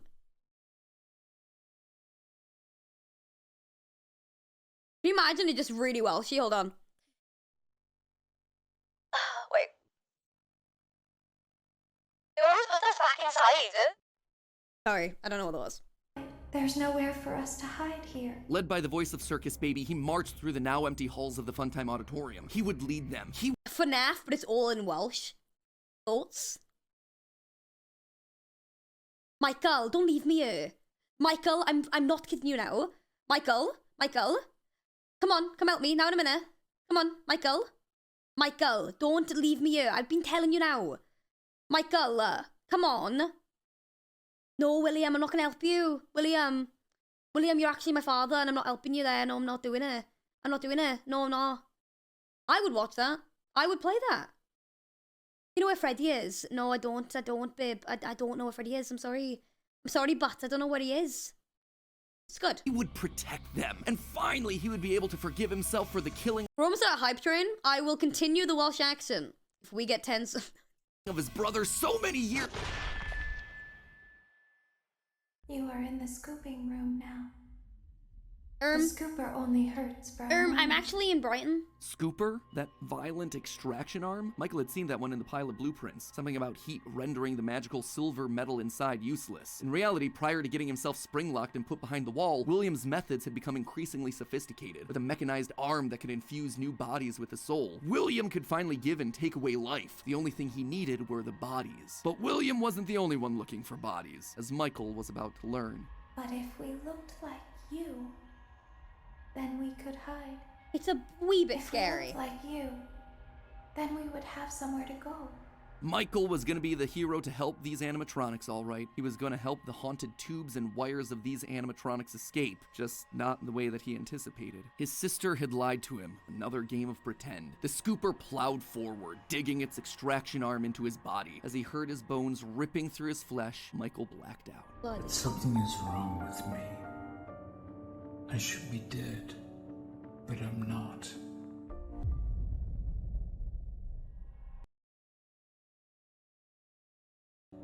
But I'm not. Bro! I should be. Michael blacked out. But something is wrong with me. I should be dead, but I'm not. That's so scary. For the next several months, Michael's life was not his own. He was forced to comply with the tangle of wires and spirits that lived inside of him. His body felt like an overfilled balloon begging to burst as day by day, week by week, his flesh began to sag and discolor. He was a walking, talking, rotting corpse, alive, but wishing he wasn't. He was a puppet, a walking shell. And while he did his best to conceal his fate, there was only so much a man filled with robot spaghetti could do. The entity in his innards would eventually leave, but by that point, the damage had been done. His decaying flesh stank, turning him into a literal purple guy. But still, even with no bones, even with rotting purple flesh and begging to die, Michael continued to live. That silvery metal remnant injected by the scooper meant that he couldn't die. His anger also refused to die. What he had seen down there in his sister's location had rocked him to his core. His father had killed and captured dozens. His experiments had killed his sister and then tortured him throughout all his childhood. He was actively trying to build human replicants. He didn't know where his father was, but Michael knew that he was out there somewhere. I've been living in shadows. There is only one thing left for me to do now. I'm going to come find you. Michael had to correct for the sins of his father. He had to make things right. Michael would burn Fazbear Entertainment to the ground. I mean, what else could you do when your skin was permanently purple? Michael's strategy was simple. He would apply for night security guard positions at the old defunct pizzeria locations. That way, no one ever had to see him or smell him during his shift. And all these old, shuttered locations did need guards. Teenage vandals and squatters were always looking to get inside these abandoned buildings, and yet no one ever really wanted to work an overnight graveyard shift unless they were practically out of options. Enter Mike. One by one, he would take on the job of security guard, changing his name each time to ensure that no one was able to follow his paper trail. Once inside, he could tamper with the animatronics and figure out how they worked, writing about his experiences in his security logbook. While there, he would listen to the old tapes where upper management awkwardly welcomed new recruits to their summer jobs, even though he was working there nowhere near the summer months. Organ, thank He you for heard sub, by the the way. gory details of his father's franchise from the outsiders looking in, confused and afraid about what was happening in the walls around them. Sometimes he would see his brother in the form of the Golden Freddy suit. It's me appearing on the walls around him. Except now, there was something else there. Oh It was yeah, no it's longer the glitches! It's the glitches, right? The It's Me, it's in FNAF 1. alone. Another angrier presence was also in the suit, as if two spirits were forced to share the same body. And Golden Freddy would attack him now. It was aggressive. Its vengeance wanted to lash out at anyone with the Afton name, anyone who wore a security guard outfit. Over time, Mike worked his way through the old restaurants, the original pizzeria, the bigger, better Freddy Fazbear's. He spent weeks there looking for clues as to his father's whereabouts, and each time at the end of his week's shift, he would then set the location on fire. Remnant can't survive high temperatures after all. So burning away whatever spirit-laden animatronics that still existed inside seemed like a winning strategy. All this revisiting of his past, though, was causing the nightmares to begin again. Hallucinations that brought him back to his childhood. The guilt around killing his brother. His dreams were oddly mixed with the shrill phone calls of the security guards. But it would all be worth it in the end. The goal was to eventually stumble across the one location, the one job that would finally reunite him with his father. Little did Mike know that that day would come sooner than he expected. 2023, an advertisement came across Mike's TV. Fazbear Frights, a new horror attraction inspired by the awful crimes that occurred around Freddy Sorry if I'm not adding much commentary. I'm really invested in this. I'm so sorry. Fazbear's Pizza so many years ago. It made Mike sick. People looking to make a quick buck off the tragedy of others, off his own family. This wasn't a joke or entertainment. Regardless, he had to be a part of it. If this team was combing through his family's history, they might stumble across something that could be useful. And if his father was truly still alive as he suspected, there would be no way that he wouldn't show up here. Maybe finally. How many people are this could be lurking the in chat final right now? chapter in his family's marathon wait. of tragedy. How many people are lurking and watching like me right now and are just like fully into this? Say hi in chat. Oh my god! There's so many of you! Thank you for the softcore. I didn't even realize. Okay, we'll carry on. Mike applied for the job and was immediately handed the keys. Years of doing this had taught him that security guards rarely receive thorough security checks. They also liked how creepy Mike looked. They thought it was a costume, on theme for the job. What little they knew. Hey, glad you came back for another night. I promise it'll be a lot more interesting this time. For weeks, there was nothing. But just as Mike considered giving up, he received the call that he'd been waiting for years. You're not gonna believe this. We found one. A real one. Could this finally be him? Sure enough, there he was. William inside his iconic golden Bonnie Springlock suit, only now it was green and decaying with age. And there they were, a small family of broken men finally reunited. It's been a long time, Dad. Mike had always struggled with the phantoms of his past haunting him, but now all the animatronics he'd encountered over the past months hopping from pizzeria to pizzeria suddenly sprang to life, their burned faces haunting him as he tried to keep track of his father on the cameras. It would seem that William's mere presence had put the spirits on high alert. Ultimately, they were harmless, more annoying than anything else, but there was one that felt different from the others, one that was more than just a mere phantom, the security puppet. If he looked at the cameras at just the right moment, he could see it floating there through the halls. He could even see its reflection in the water pooled on the ground. It would seem like he wasn't the only one there on a mission. While he was dealing with Springtrap, Michael assumed that this one was likely dealing with the spirits of this place, finally setting them to rest. Hopefully this means a happier day for all of us, Mike thought to himself. And in that moment, he felt the air around him release, like pressure being let out of a bottle. The building sighed, as if 5 spirits had finally been allowed to move on. He had the sense that his brother was a part of them. He rigged the wiring inside the building to misfire, and the dry, desiccated walls erupted in flames. It is finished. Except, it was not. Somehow, through sheer force of will, Afton remained. He had survived, and Mike would need to find a new way of finishing off his father. Luckily, the solution would present itself later that year. Not from Mike, but from another victim that had been left in his father's wake. We're talking about becoming a Fazbear Entertainment franchisee. Restaurant ownership and management. Something almost anyone can do with a limited degree of success. You are now the face of the newly rebranded Freddy Fazbear's Pizza. Fazbear Entertainment as a brand had been closed for years. William had been stuck in a suit and a wall. The only person who legally could bring the franchise back was Henry, but he'd largely pulled out of the franchise around the time of his father's disappearance. Something was up. Surely this had to be some kind of a trick, right? Mike, doing what he did best, applied for a franchise and immediately got the job. There was just one thing out of the ordinary. Paragraph 4. If you are playing this tape, that means that not only have you been checking outside at the end of every shift, as you were instructed to do, but also that you have found something that meets the criteria of your special obligations under paragraph 4. No employment contract he'd ever signed required him to keep special lookout for independently moving animatronics outside the restaurant. Now he knew something was up here. Henry was luring them all back. Rather than trying to go to them, like Mike had done for years, Henry was doing the opposite. He was putting them all under the same roof. He was finishing them off for good. Mike knew this wasn't meant to be a restaurant. It was meant to be a prison, a containment vessel, a locked box meant to trap them all in so they could finally end the madness. It took a few nights, but eventually everyone was there. His father, the puppet, the robot Spaghetti that had once violated his body, and his sister, now hopelessly devoted to serve the man that had once gotten her killed. It was time. He had been instructed to seal the doors and leave, but while he locked everything down, he didn't move on. If this was truly meant to be the end, if the remnant needed to be washed away, he needed to be a part of that. This is where your story ends. And to you, my brave volunteer, who somehow found this job listing not intended for you. Although there was a way out planned for you, I have a feeling that's not what you want. I have a feeling that you are right where you want to be. And to you monsters trapped in the corridors, be still and give up your spirits. They don't belong to you. For most of you, I believe there is peace and perhaps more waiting for you after the smoke clears. Although for one of you, the darkest pit of hell has opened to swallow you whole. So don't keep the devil waiting, old friend. And with that, it was over. The Afton legacy died with all of them trapped inside of a literal box. As the flames danced around the office, Mike, for the first time in decades, was happy. But William wasn't gone yet. Although the darkest pit of hell was open and waiting for him, something or someone wouldn't allow him to move on. Instead, he found himself locked in moments from his past. The pizzeria, his son's room, his underground bunker. It was as if his brain's neurons were all firing at once, overloaded, mixing and matching all his biggest fears, regrets, failures. What was this place? How did he get here? He called out into the silence.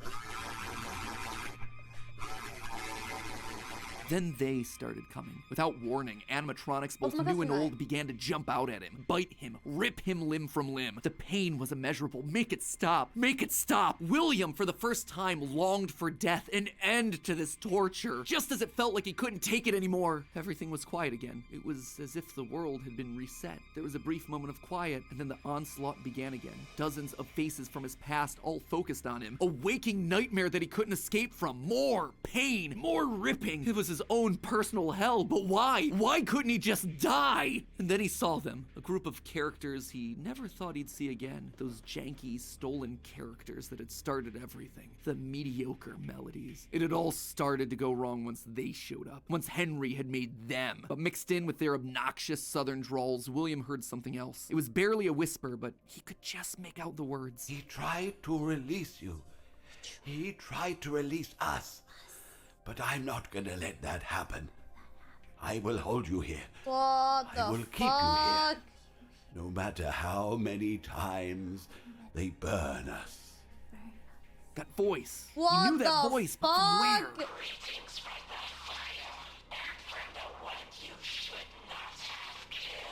The one he shouldn't have killed. William thought back. He'd done a lot of awful things, but there was always the one that stood out. Not Charlie, his drunken act of revenge. Not Susie, his first true murder. No. Instead, it was the one that he had lost control with. The one that he had broken beyond repair for no good reason other than because he could. The one that he'd stuffed inside the golden bear that his partner used to wear. Cassidy. They were back, and now they were trying to punish him, to make him suffer like he'd made them suffer. It was almost like William and Cassidy's souls had been locked together, fused by a collective rage and spite, each refusing to move on. But while Cassidy was so focused on taking revenge, they actually did the one thing that would be the downfall for so many others. They kept William alive. Even though fire should have destroyed the remnant that was coursing through his being, Cassidy kept William breathing, paving the way for his escape. William's will was so strong, his soul so powerful that he managed to put a part of himself inside the circuitry that housed the spring-locked suit. And there, his consciousness lay, inside a single circuit board, waiting for someone to find him and set him free. What the fuck, chatters? No one would suspect. Okay, so a bit of a shorter chunk, but an important one as we shift perspectives to Mike and tell his side of the story. And with FNAF VR, AR, and Security Breach having so much to explain, I didn't want to rush through things by trying to cram it all in here. Don't worry, I know you've all been patient. The final video is happening on March 25th. That is locked, it is getting ready to go. Trust me, I want this thing to be over and done with as much as you. I am not just stretching it out for the views. But before we wrap up for the day, I did want to talk about the big Orville elephant in the room, Mike's quest for revenge. You might have noticed that I was vague about the dates, and there's a good reason for that. I don't know them. There is no good way for me to make them fit in. Here's what I do know. We know with a high amount of certainty that Michael Afton is the character that we play as up until Ultimate Custom Night. Mike Schmidt and Fritz Smith, the security guards for FNAF 1 and FNAF 2 respectively, get fired for, quote, tampering with the animatronics and odor. So weird connection between the two of them, right? But now, look at the phantom animatronics that are haunting us in FNAF 3. They use models from both FNAF 1 and FNAF 2, meaning whoever is sitting in that security guard chair Fazbear Frights, they have to have seen both locations and their animatronics. And that's not all. Their designs are burnt. It's a weird detail in the game, and it's something that the character encyclopedia repeatedly calls attention to. The burned texture for these. These, by the way, do you know in the third game? Fucking terrifying. I feel like these motherfuckers are more scary than the game itself. Especially Puppet. You know what I mean? They are horrifying. These phantom animatronics. Why is that so unusual though? Fazbear Frights is the first time in the franchise that we hear about anything burning down. From that point on in the story, it's like the characters turn pyro and are suddenly setting fires left and right. But for the first 3 games, nothing ever catches fire. The animatronics are just moved or repurposed in some way. So when did they burn? And why would our security guards see them as being burned? Someone has to have been going location to location, setting these places on fire, purging the sins of the past. We know we're definitely playing as Mike and Sister Location in FNAF 6 based on the in-game dialogue. And in FNAF 4, there's an Easter egg where we can hear the phone call from Night 1 of FNAF 1, meaning that whoever's in that bedroom has heard the recording as a security guard. We also know that Mike has seen the nightmare animatronics based on his drawings in the security logbook. So overall, there is solid evidence that connects all of FNAFs 1 through 6. You'll also notice how the character encyclopedia doesn't have a page for Mike Afton. This thing has a page for Chocolate Bunny Bonnie, but not Michael. Some tells me they don't want us to confirm how many games he's been in, because that would confirm too much of the theory. In short, this gives us an incredibly compelling and complete narrative. Mike as our protagonist and William, his father, as our antagonist. Mike accidentally kills his brother in Fredbear's mouth, which begins our story and sets William down his pathway of destruction. Mike is then haunted by the guilt of his past and is looking to make things right across the rest of the games. In Sister Location, he learns what his father's been up to and realizes what he has to do to correct it. After failing to finish the job in FNAF 3, he ultimately helps Henry end it all in FNAF 6. It is great. It is a clean narrative. There is just one problem: timing. Mike's quest can't really start until he's been down to Sister Location, seen Baby, and gotten himself scooped. That's when he finds out about Afton's secret life. It's also when he's gonna start to smell, because, you know, he's a walking, talking, rotting corpse. And we know that— Something I think Amy isn't enjoying. I'm having the best time of my life, everybody. I am in heaven. This is the best day. I'm having an amazing time. I am just so focused. If I'm not speaking, guys, I am focused, okay? Also, somebody in chat said slow chat. Chat, it is because everybody is also watching. We're all hyper-focused right now. I'm having a wonderful time. You guys can't see, but I've been wiggling my legs the entire 2 hours almost. I'm having an amazing time.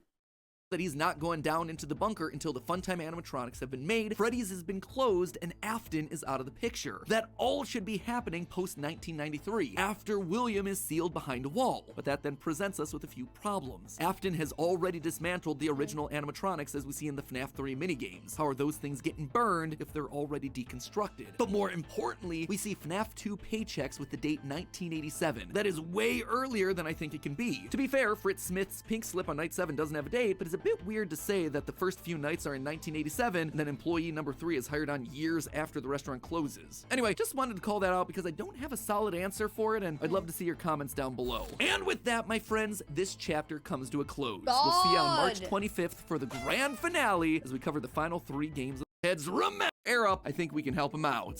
God damn, everybody. God damn. Okay, I think an ad is gonna play in a second, so we'll hold off for a minute. But are we guys ready for the grand finale? 30 minutes left, everybody. Are you all prepared? Are you all prepared? Yeah? We're ready? We're ready? Okay, good. I'm so pumped, dude. Hold on, I'm just trying to... Hold on. Hold on.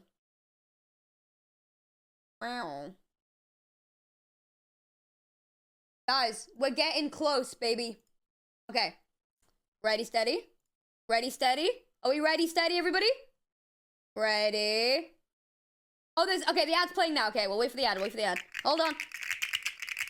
While the ad's playing, I'll do this.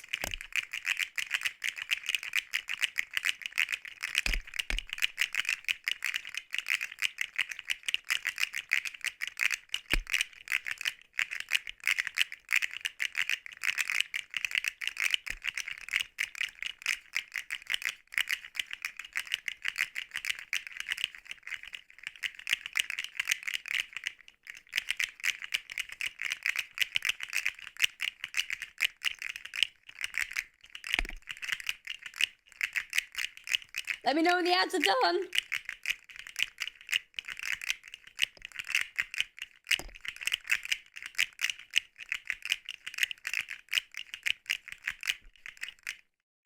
Also, I do want to say, gamers, remember chat hopping isn't allowed in the Aimsey chat. I just want to put it out there real quick. Gamers, please don't come into my chat just to ask about my friends. It is my stream. I'm Aimsey. You don't need to attach me to the people that are friends with me. There's been a lot of messages today about... I knocked Donald off. That's okay. There's been a lot of messages today about, like, my friends, just people coming in and asking about them. Please remember, gamers, it's an Aimsey stream. You're not here to ask about any... If you wonder what chat hopping is, it's when people come to my stream just to ask about other people. Like somebody coming to my stream and asking for someone else. Remember, it's my stream. You're here for me. You can go ask them. Alright? Alright. Okay. Are we all ready to start this, everyone? Are we all prepared? I need you all to say yes in chat.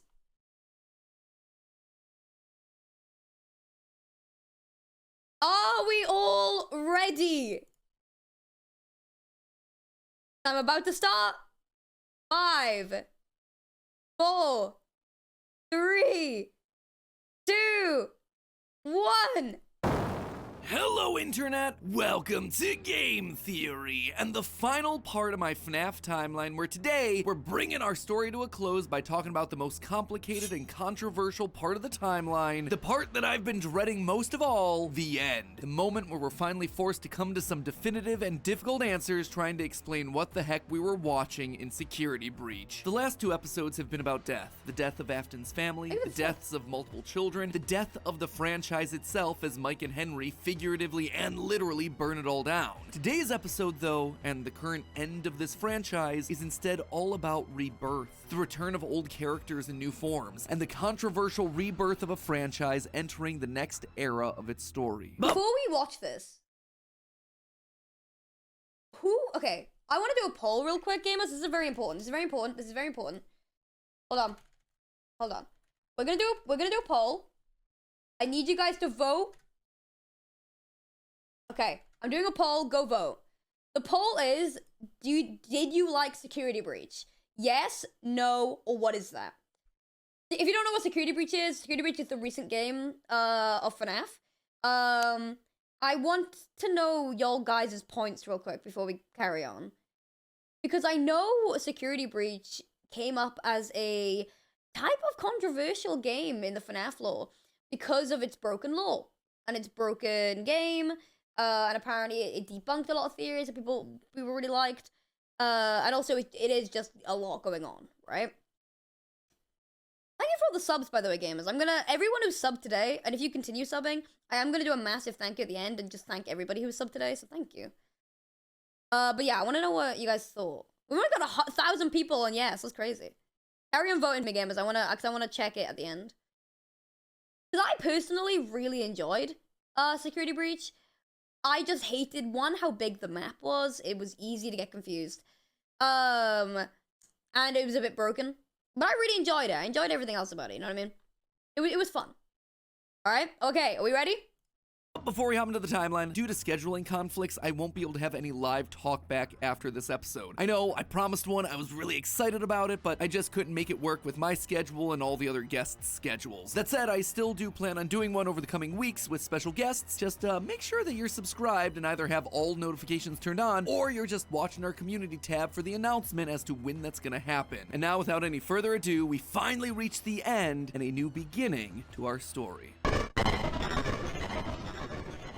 Fazbear Entertainment was dead. There is no need for you to return to work next week, as Fazbear Entertainment is no longer a corporate entity. All debts have been paid, all assets redistributed. The company was outright dissolved. Even the memories of the horrors that had happened there started to fade away in the public consciousness. The people were gone too. William was dead. Henry was gone. A whole generation of young Emilys and Aftons had lost their lives to the horrors of the pizzeria. All of them collateral damage to the man in the bunny suit. Everyone the company had ever touched was dead and gone.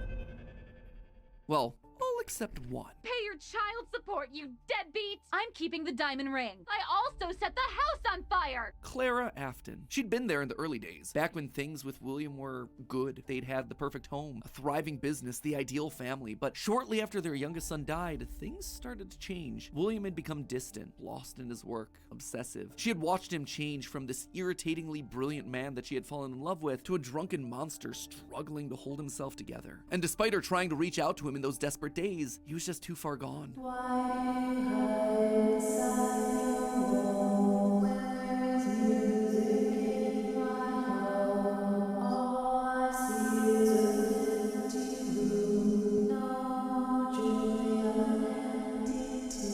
Terrifying. Admit it, you wanted to let me in. For her sake, she had to leave the relationship, and from there, she largely faded into obscurity. A mystery from William's past, a footnote in his history, and that was fine for her. She wanted to leave that part of her life behind. She tried to move forward, never wanting to hear the name Freddy Fazbear again, a time defined by mistakes and broken promises. But then, the paperwork started to arrive. As Fazbear Entertainment began to close as a corporate entity, suddenly her mail was flooded with notifications, requests, obligations. She had been there since the beginning, helping William in the early days of his business, and now, as a shareholder and sole living member of the Afton family, all copyrights and trademarks of both Afton Robotics and Fazbear Entertainment passed on to her. Memories of this past life that she had long left behind. Looking at the blueprints, the contracts, the memos, she felt old wounds begin to reopen, the regrets of a happy family that had been torn away from her. William had always been brilliant. That's what had attracted her to him in the first place. But he'd also been too blinded by obsession and pride. He was too jealous, too petty, too unable to actually see a bigger picture. But now, holding the paperwork that contained decades of heartbreak and trauma, she realized it was her turn. She was holding the power. This was her chance. And one thought resonated in her head. I will put them back together. I will put them all back together. Oh? She would be the one to rebuild this family. My to OC? rebuild the pieces of that shattered life. To reclaim the kids that Fazbear had stolen from her. But how? Looking at William's work now laid out before her, she knew that he had been onto something. Collecting remnant, robotic humanoids, digital conscience transference. The pieces were all in place. They were God forbid women have hobbies.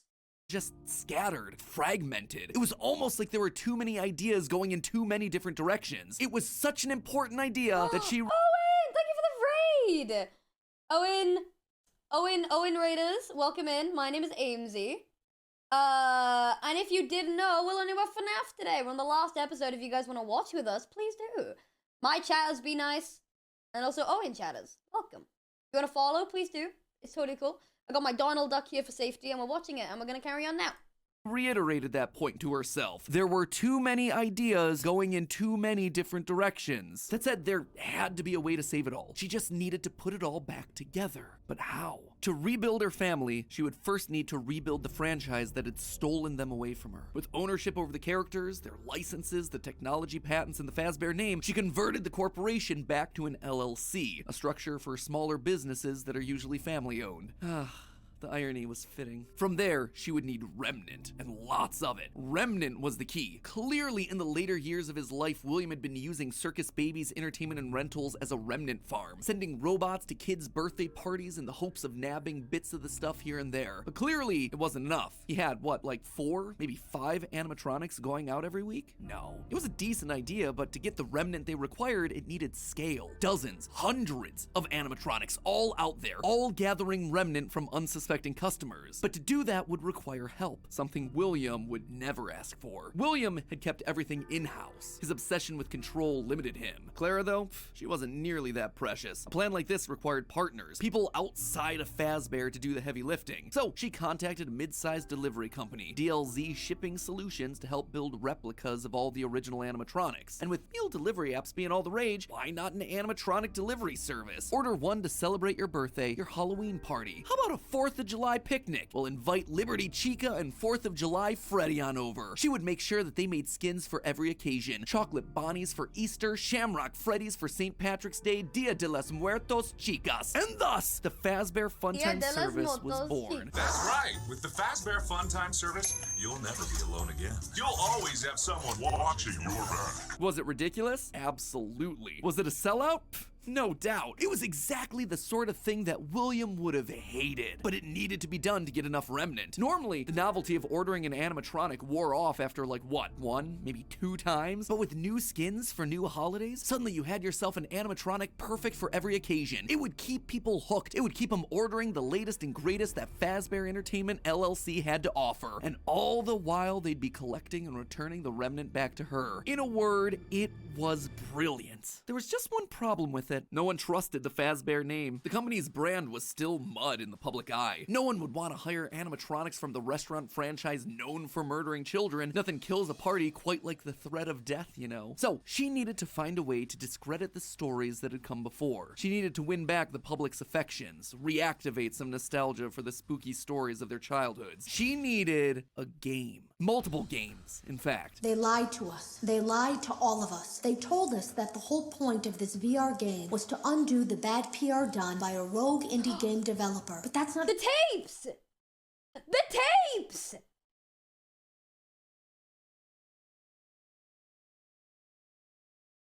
True at all. Those indie games were designed to conceal and make light of what happened. This isn't just an attempt to rebrand. It's an elaborate cover-up. Struggling game developers were a dime a dozen online, most working on their magnum opus between shifts at the Dollar General. So she found one. Steve just picked him out of obscurity, the right mix of desperate and doofus willing to say and do anything for a couple extra bucks. And he fell right in line, as expected, delivering stupid little things with dumb generic names like Mangle's Quest, Balloon Boy's Air Adventure, Five Nights at Freddy's. Bad gameplay with even worse graphics, but hey, they got the job done. People were suddenly talking about the clues inside of these things, searching for the hidden lore. They were actively making jokes about dead kids at pizzerias. Her husband's twisted history of serial murder had suddenly been reduced to a mere Nancy Drew mystery to be solved. The plan had worked. Freddy Fazbear's was suddenly more popular than ever. Things were going shockingly well. Her takeover and reboot of the franchise was full and complete. Suddenly infused with cash, she built the largest, most ambitious project yet, the Mega Pizzaplex. William had always been so visionary, but always thought so small scale. He was careful to a fault. Not her, though. She knew that this latest project needed to be big. It needed to be flashy. It needed to be a palace for children, a place that got people talking and checking out the latest in Fazbear products. So with a steady supply of Remnant flowing in, it was finally time. The stage was set. It was time to get to her real goal, literally Women in STEM! Women in STEM! building a family.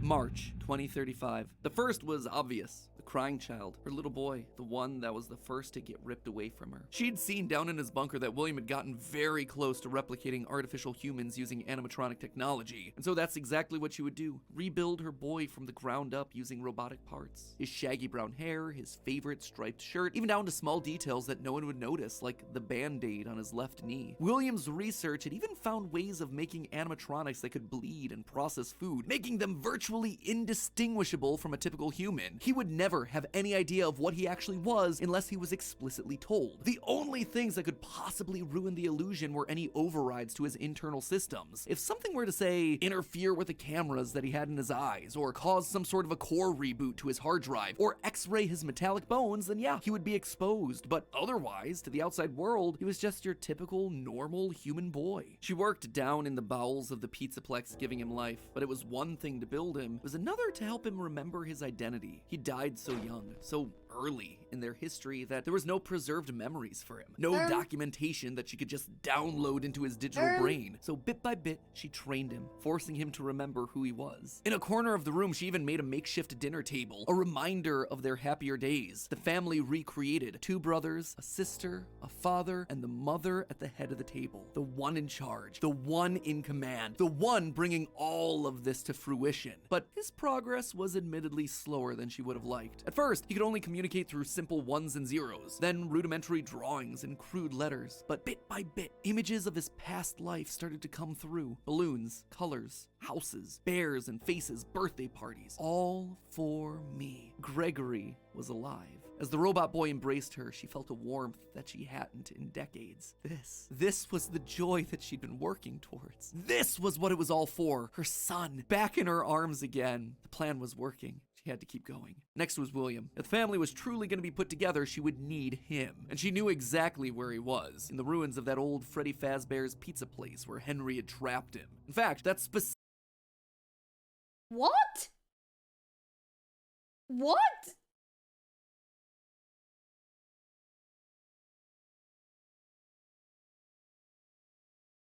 We're gonna carry on. I have thoughts, though. I have thoughts. Specifically why she insisted on building the Pizzaplex there over the sinkhole. It was the best place to hide what her true intentions were with the entire operation. Digging through the wreckage, she found him. He was right where she thought he'd be. Seeing the putrid shell of the Springtrap suit, though, was not something she was prepared for. The rotting corpse of William Afton. He looks so great. Scorched flesh fused into the fur lining. Hollow black sockets where eyes once were. A smell that reeked of burned carbon and bloody iron. He was no longer flesh. It was just the tangled sinews of a creature that was once called human. How far this brilliant man had fallen. It was clear that her work was cut out for her on this one. Afton was practically lifeless. The man may not have been able to die, but he was about as close as you could come. And his body would need a lot of reconstruction. Replacement arms and endoskeleton reinforcements were the top priority. Maybe pulled from their new line of glam rock animatronics. She'd have to see if they had any spare Bonnie parts lying around that they could steal. In the meantime, though, she threw the husk that was once her husband into a life support pod infused with aerosolized remnant to help keep him stable. But more important than recovering his body was recovering his mind. In his current state, he was comatose, an empty shell. Severe brain damage starts at temperatures over 108 degrees Fahrenheit.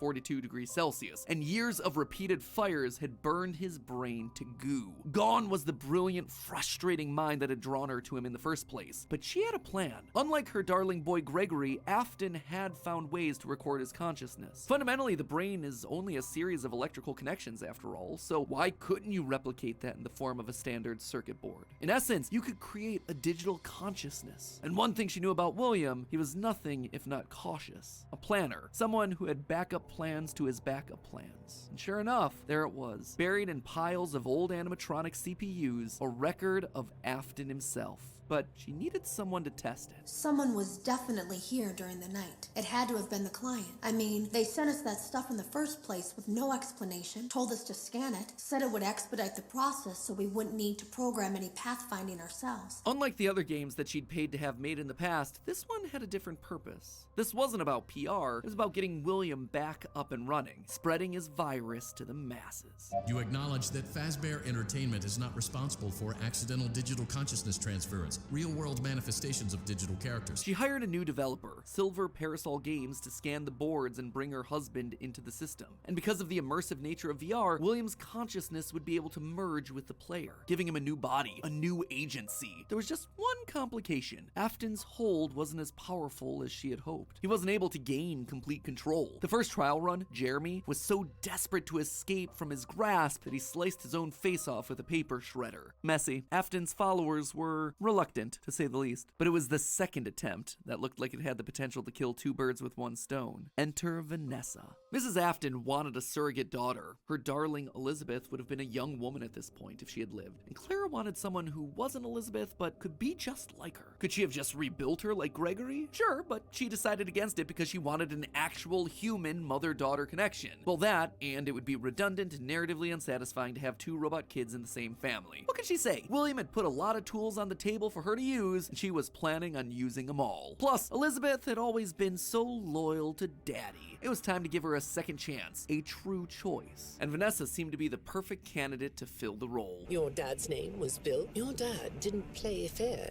did he? He used to make your mum look bad in court. He manipulated you. I know your mum after she lost the custody case. I was supposed to be a good girl. She started as a QA tester at Silver Parasol Games, the VR game development company that was part of her plan to bring back William. But more importantly, Vanessa checked all the correct boxes. Right age, blonde, green eyes with a fondness for flowers and the outdoors. In many ways, it was her daughter all over again. Except it wasn't just looks and personality. What really mattered was Vanessa's mind. Underconfident, coming from a broken home, motherless, able to be manipulated. Yes. She would do nicely. She would be the one to save dear old Daddy, just as the real Elizabeth would have wanted. I will make you proud, Daddy. While testing the VR game, William's digital consciousness merged with Vanessa. Oh sure, she fought, fragmenting Afton's code into a series of tapes hidden across the game, trying to do web searches to regain control over her life, but it wasn't enough. She was weaker than Jeremy. She was a thrall that, despite occasional moments of lucidity, had to obey. And with Vanessa, it was a 2-for-1 deal. She was getting a daughter back, while also bringing her husband one step closer to reactivation. She just had to make sure that Vanessa was headed the right way. The reborn Gregory was an expert hacker, part of the benefits of being an Afton and a robot, so Clara had him keeping tabs on Vanessa, hacking into her emails and trailing her therapy sessions to ensure the future Elizabeth was falling in line. If any of the therapists started to ask too many questions, they were promptly dismissed from their positions. And while Gregory kept tabs on Vanessa's personal life, Mrs. Afton made sure to clear a path for her professionally. With Silver Parasol's collapse at the hands of the Anomaly, she then had the possessed Vanessa bring the contaminated circuit boards to DLZ shipping and the Fazbear Funtime service. More glitches, more Remnant, more Afton. But it was her last move that was the best. In a true masterpiece of poetry, she brought Vanessa over to be Chief Security Officer at the Pizzaplex. A true family tradition to don the hat and badge, and all it took was a recommendation from the top as well as some emails marked for deletion. Sure, Vanessa didn't have relevant experience for the job, but when it comes directly from the CEO, does it really matter? Husband, son,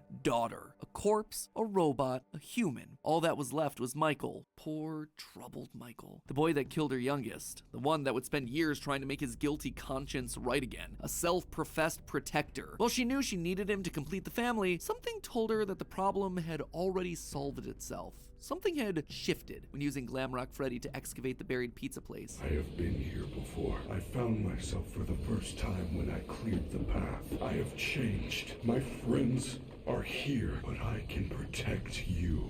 I am not me. Maybe it was the remnant that had coursed through Michael's veins. Maybe it was the spirit of Michael living on as a protector. But he was there, somewhere inside of Glamrock Freddy. She could feel it. And just like that, she'd won. She'd done it. Sure, there were still some kinks to work out, some final brainwashing of Vanessa, some rehabilitation of William, but they were there. Finally, all together again under one roof. The Aftons reunited. A happy ending. And that's how it could have ended. That's how it should have ended, had it not been for a few unanticipated developments. For one, something was just wrong with the Pizzaplex. Almost as if the entire building was haunted, possessed. Puppet plushies hiding on ceilings, behind crates, places that they had no earthly way of belonging. Staff bots with greasy tears down their eyes acting like they were being puppeteered by some sort of a nightmare. Even their sounds had the echo of nightmares long past.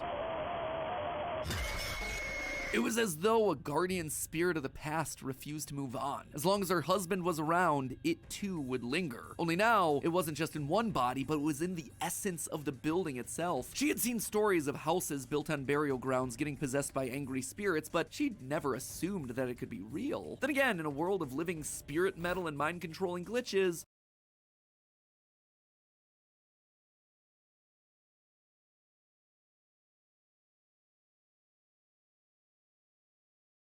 bro's just saying words at this point.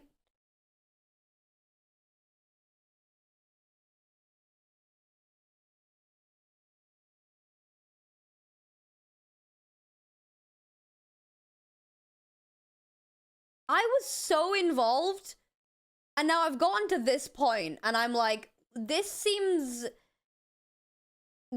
like too much of a stretch, even for me. Like, I love crazy theories, but Gregory being a robot doesn't make sense to me now that I know the context. You know what I mean?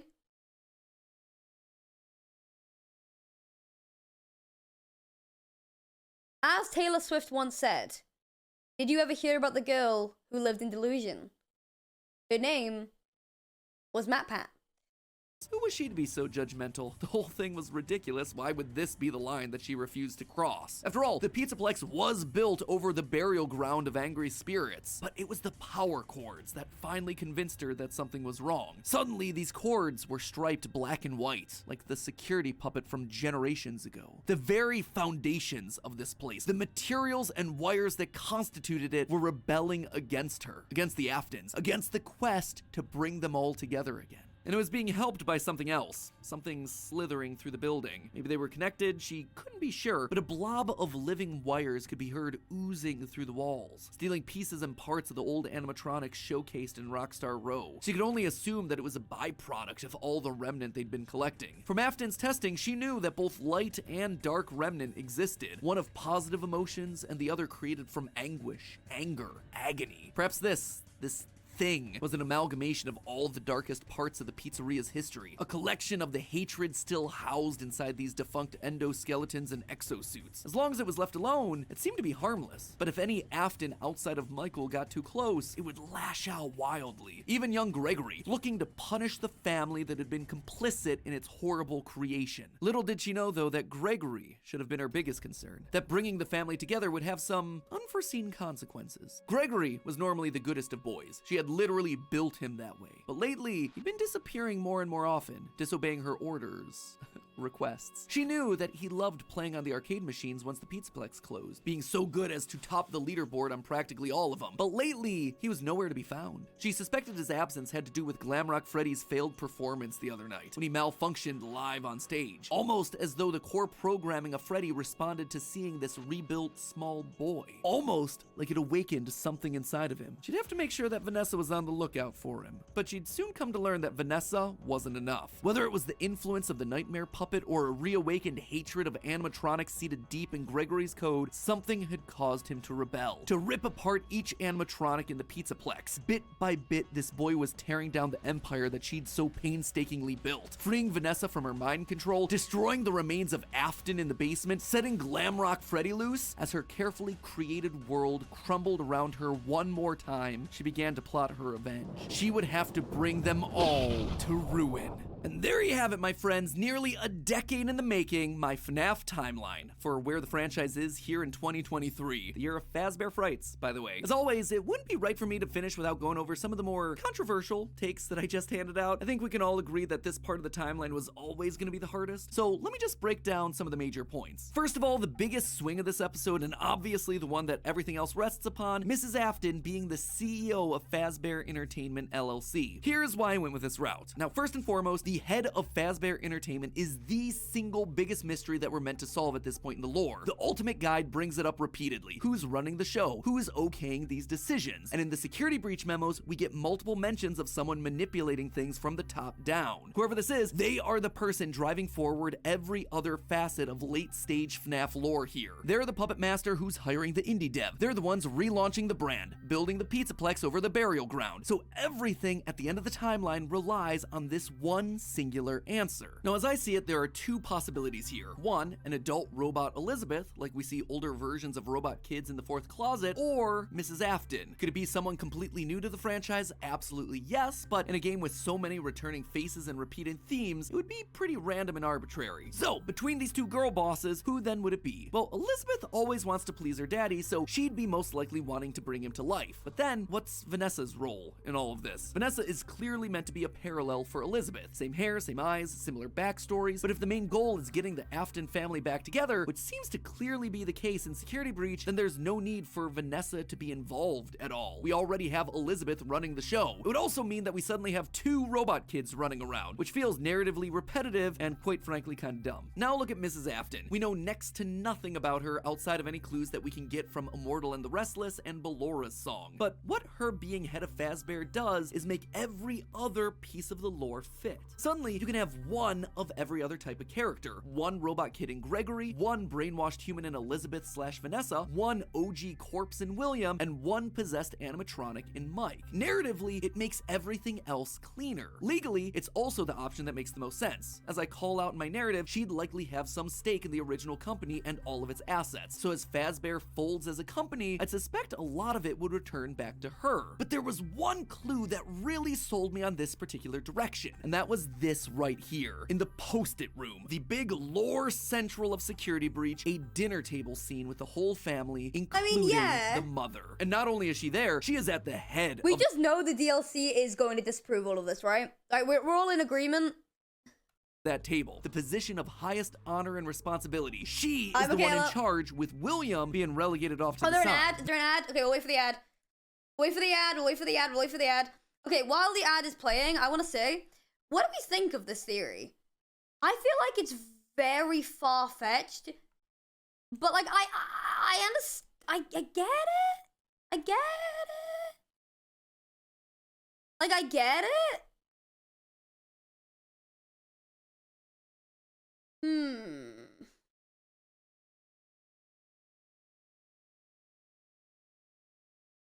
You don't know? It's very interesting, I'll tell you that.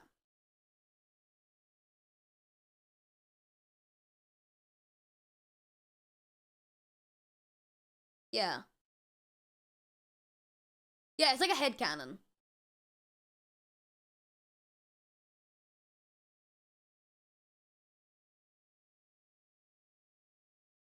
Is the DLC trailer out yet, gamers?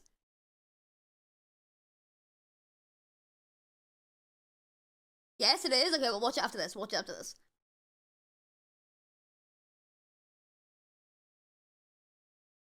Okay. Let me know when the ads are done. From how I see it, it makes sense, but it doesn't. Like Freddy's line of "She brought me here" makes a bit more sense when you think of it as Mrs. Afton and not Vanessa. Because what reason would Vanessa have to bring Freddy there in the first place? Yeah.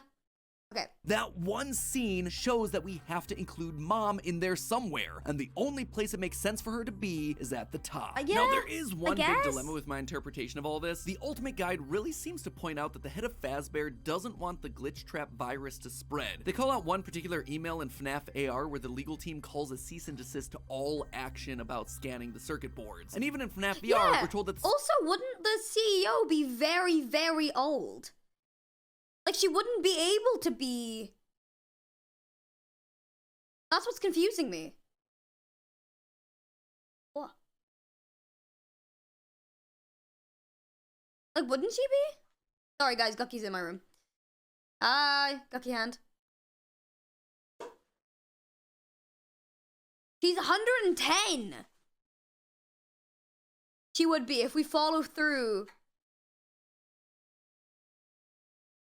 No. So the like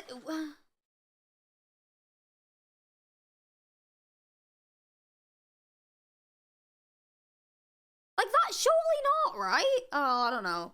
Circuit boards get stolen back by the client, presumably once they realize what danger is on there, trying to stop Glitch Trap before he spreads and gets out of hand. Here's the problem with that though, if the head of Fazbear doesn't want Afton to rise again, why'd they restart the company in the first place? Why'd they build over the FNAF 6 pizzeria? Why'd they go through an elaborate cover-up to make the possessed Vanessa an important part of the company? Just doesn't make a whole lot of sense. It would be the most inconsistent series of actions ever, but I did want to call attention to it since it seems to be the route that the official guide is trying to steer us towards. Moving on to minor point number 1, the Five Nights at Freddy's games were made by the Rogue indie developer. Here's the thing, FNAF VR opens with this line. That's why we have recreated many of these completely fictitious scenarios, lies that you've been fed over the last several years, into a hilarious VR game. It's recreating the lies told to you by the indie developer. What is and going since Help on? Wanted has direct recreations of FNAFs 1 through 3, it means the games must be part of the fabrications that this developer made up. Also, all of this is heavily implied in the story of the same name, Help Wanted and Tales of the Pizzaplex, hence FNAF 1 through 3, canon games within the lore of the series. Big swing number 2, the elephant, or ghost in the room, Charlie infecting the Pizzaplex. John from the channel FNAF has made some great findings about Charlie's influence over the Pizzaplex. The cables that looked like the striped arms of the puppet, the Nightmarion plushies that you find hidden across the Pizzaplex in weird places, the staff bots with creepy smiles and in your dreams written on the front. All of these things scream puppets. Plus, with the puppet mask not having tears in the blob, seems to imply that Charlie's spirit exists elsewhere. She is still in play, and she has an important role, especially in Gregory's post-it room. Charlie the is doors Henry's to door. the post-it room in the game's code are called Charlie doors, and inside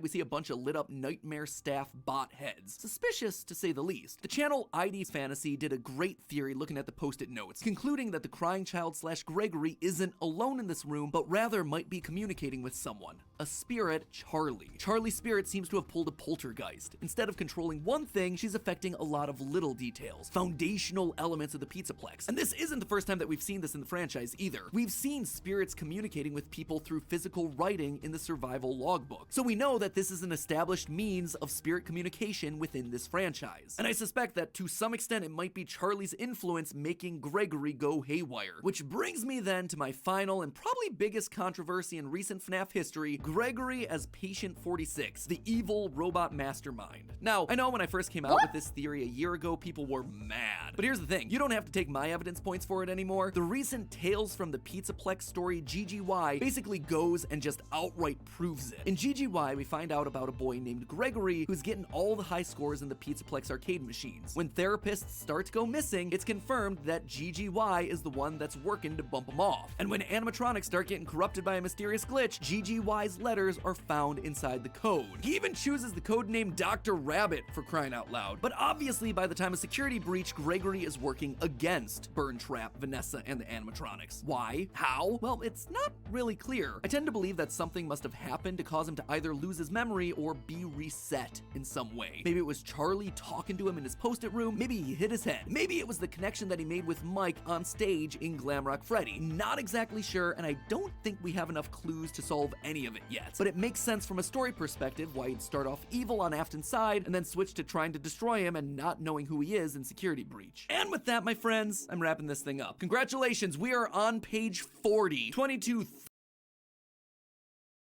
Anyone else confused? Anyone else confused?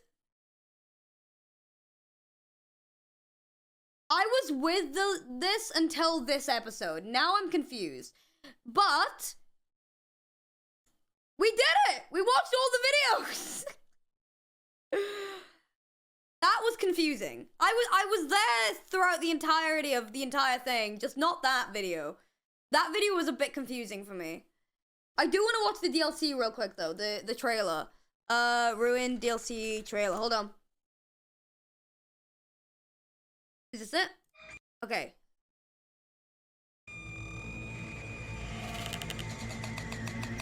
Cassie, I hope you get this message.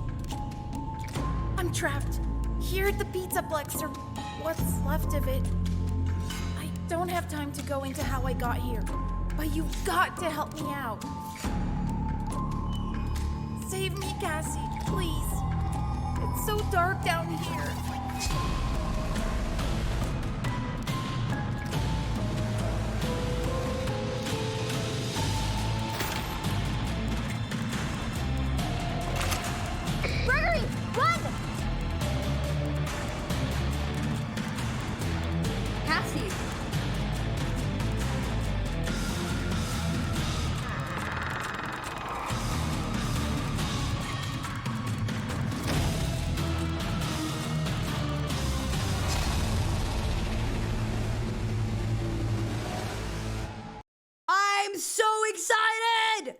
When is this coming out?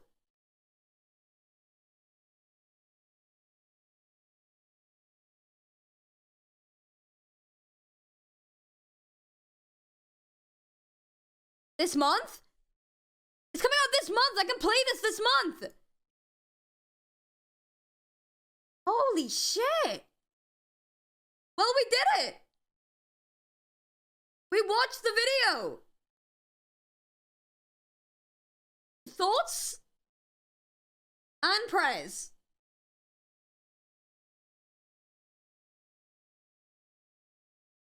God. I don't know how to feel. We did it! We did it! We did it! We did it! We did it! Okay, the movie comes out in October. The DLC comes out this month. We're gonna play that on stream, obviously. But we have completed the FNAF arc. Yippee! What was our favorite game that I played, gamers? What was your favorite game that we played?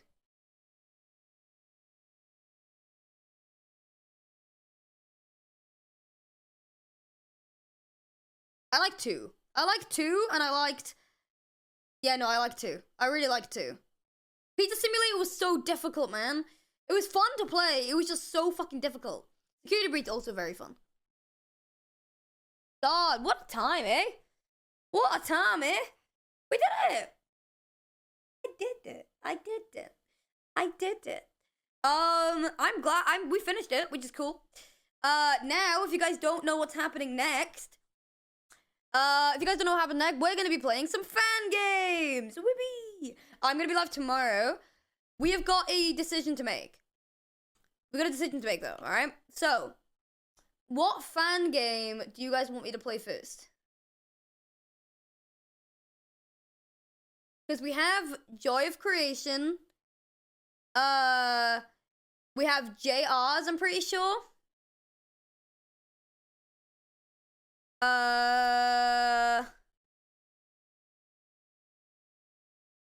JR's, yeah, JR's. JR's, you guys want me to play JR's? Hold on. You guys want to play JR's tomorrow then? I don't know what JR's is. I have no idea. You guys want to play that? Do you guys want to play JR's tomorrow? We can do that. We can do JR's tomorrow if you guys want to. Yeah, I'm down. Okay. Spread the word, gamers. We're gonna play JR's tomorrow. It's not gonna be that long of a stream. I will pre-warn you. Cause it's the day before I go to Paris, so I've gotta, you know, chill. But yeah, we did it. We did the thing. Yippee! Alright. Do me a massive favor, gamers. Can you guys please Google it? JR's fan game. Images. Wait, should we watch a trailer? Warning. Oh no, wait, hold on. Wait. JR's fan game trailer.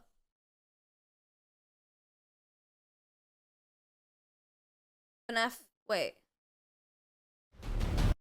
I'm trying to find a trailer, hold on. Hold on. No, it's been difficult. Or the pretty. Wait, hold on. Yes. I just need to know if mentally you're up for the challenge.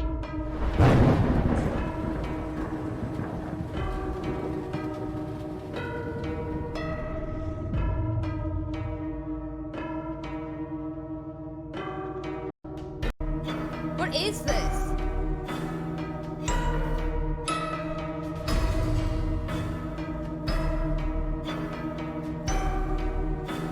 What is this? I'm terrified!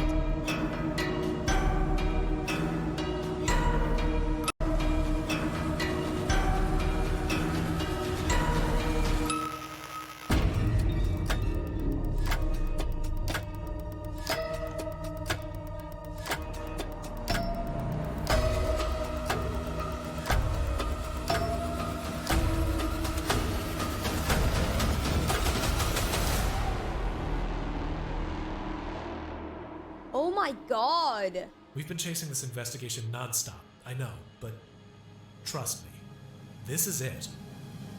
We need to go back. Back to Jones.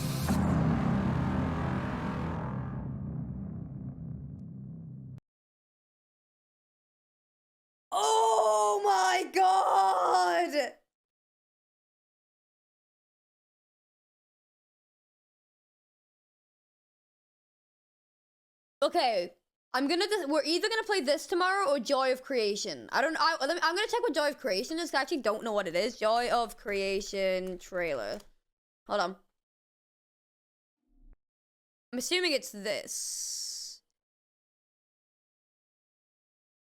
Okay.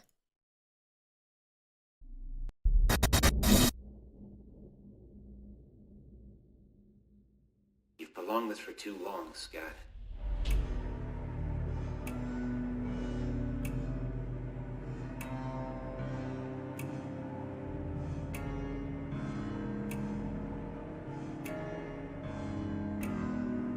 It's been years What? since I've been inside this house. I lived here when I was just a kid with my family. What? My mom, my siblings, my dad. I don't have the full story, nor do I know why it happened, but I can tell you how it started. Everything else is up to you to figure out. This is the story of the night I lost my home, my childhood, and almost my family. When Five Nights at Freddy's just ended.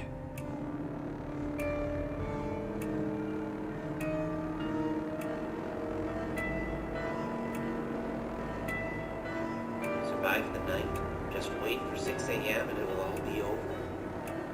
That's how it worked there before. Why am I terrified? It's not your game, Scott. I created you. Freddy, Bonnie, Chica, Foxy. How is this happening? What are you? I feel fantastic. I want to keep feeling this forever.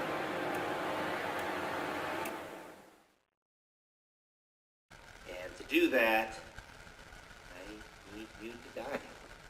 Leave us alone! Ew. Holy fuck! Oh, I'm so fucked. No, I'm so fucked. I'm so fucked. I'm so fucked. Tape, thank you for the raid, Tape. I appreciate it. Okay, I'll pick tomorrow morning which one we're gonna play. It is either gonna be Joy of Creation or it's gonna be JR's. It will be at 6:30. It'll be at 6:30. What a time to be alive, eh? That's gonna be awesome. I'm very excited for that one. All right, we're gonna raid. We are going to raid somebody. Who should we? We'll raid. Let's raid. You know what? We're gonna raid Dave. We're gonna raid Dave. We're gonna raid Dave Kratzy, all right? Guys, everyone be nice to Dave. All right, thank you guys for hanging out. I really appreciate that. Send me any fan games into my Tumblr. Okay? Send any fan games to my Tumblr asks, all right?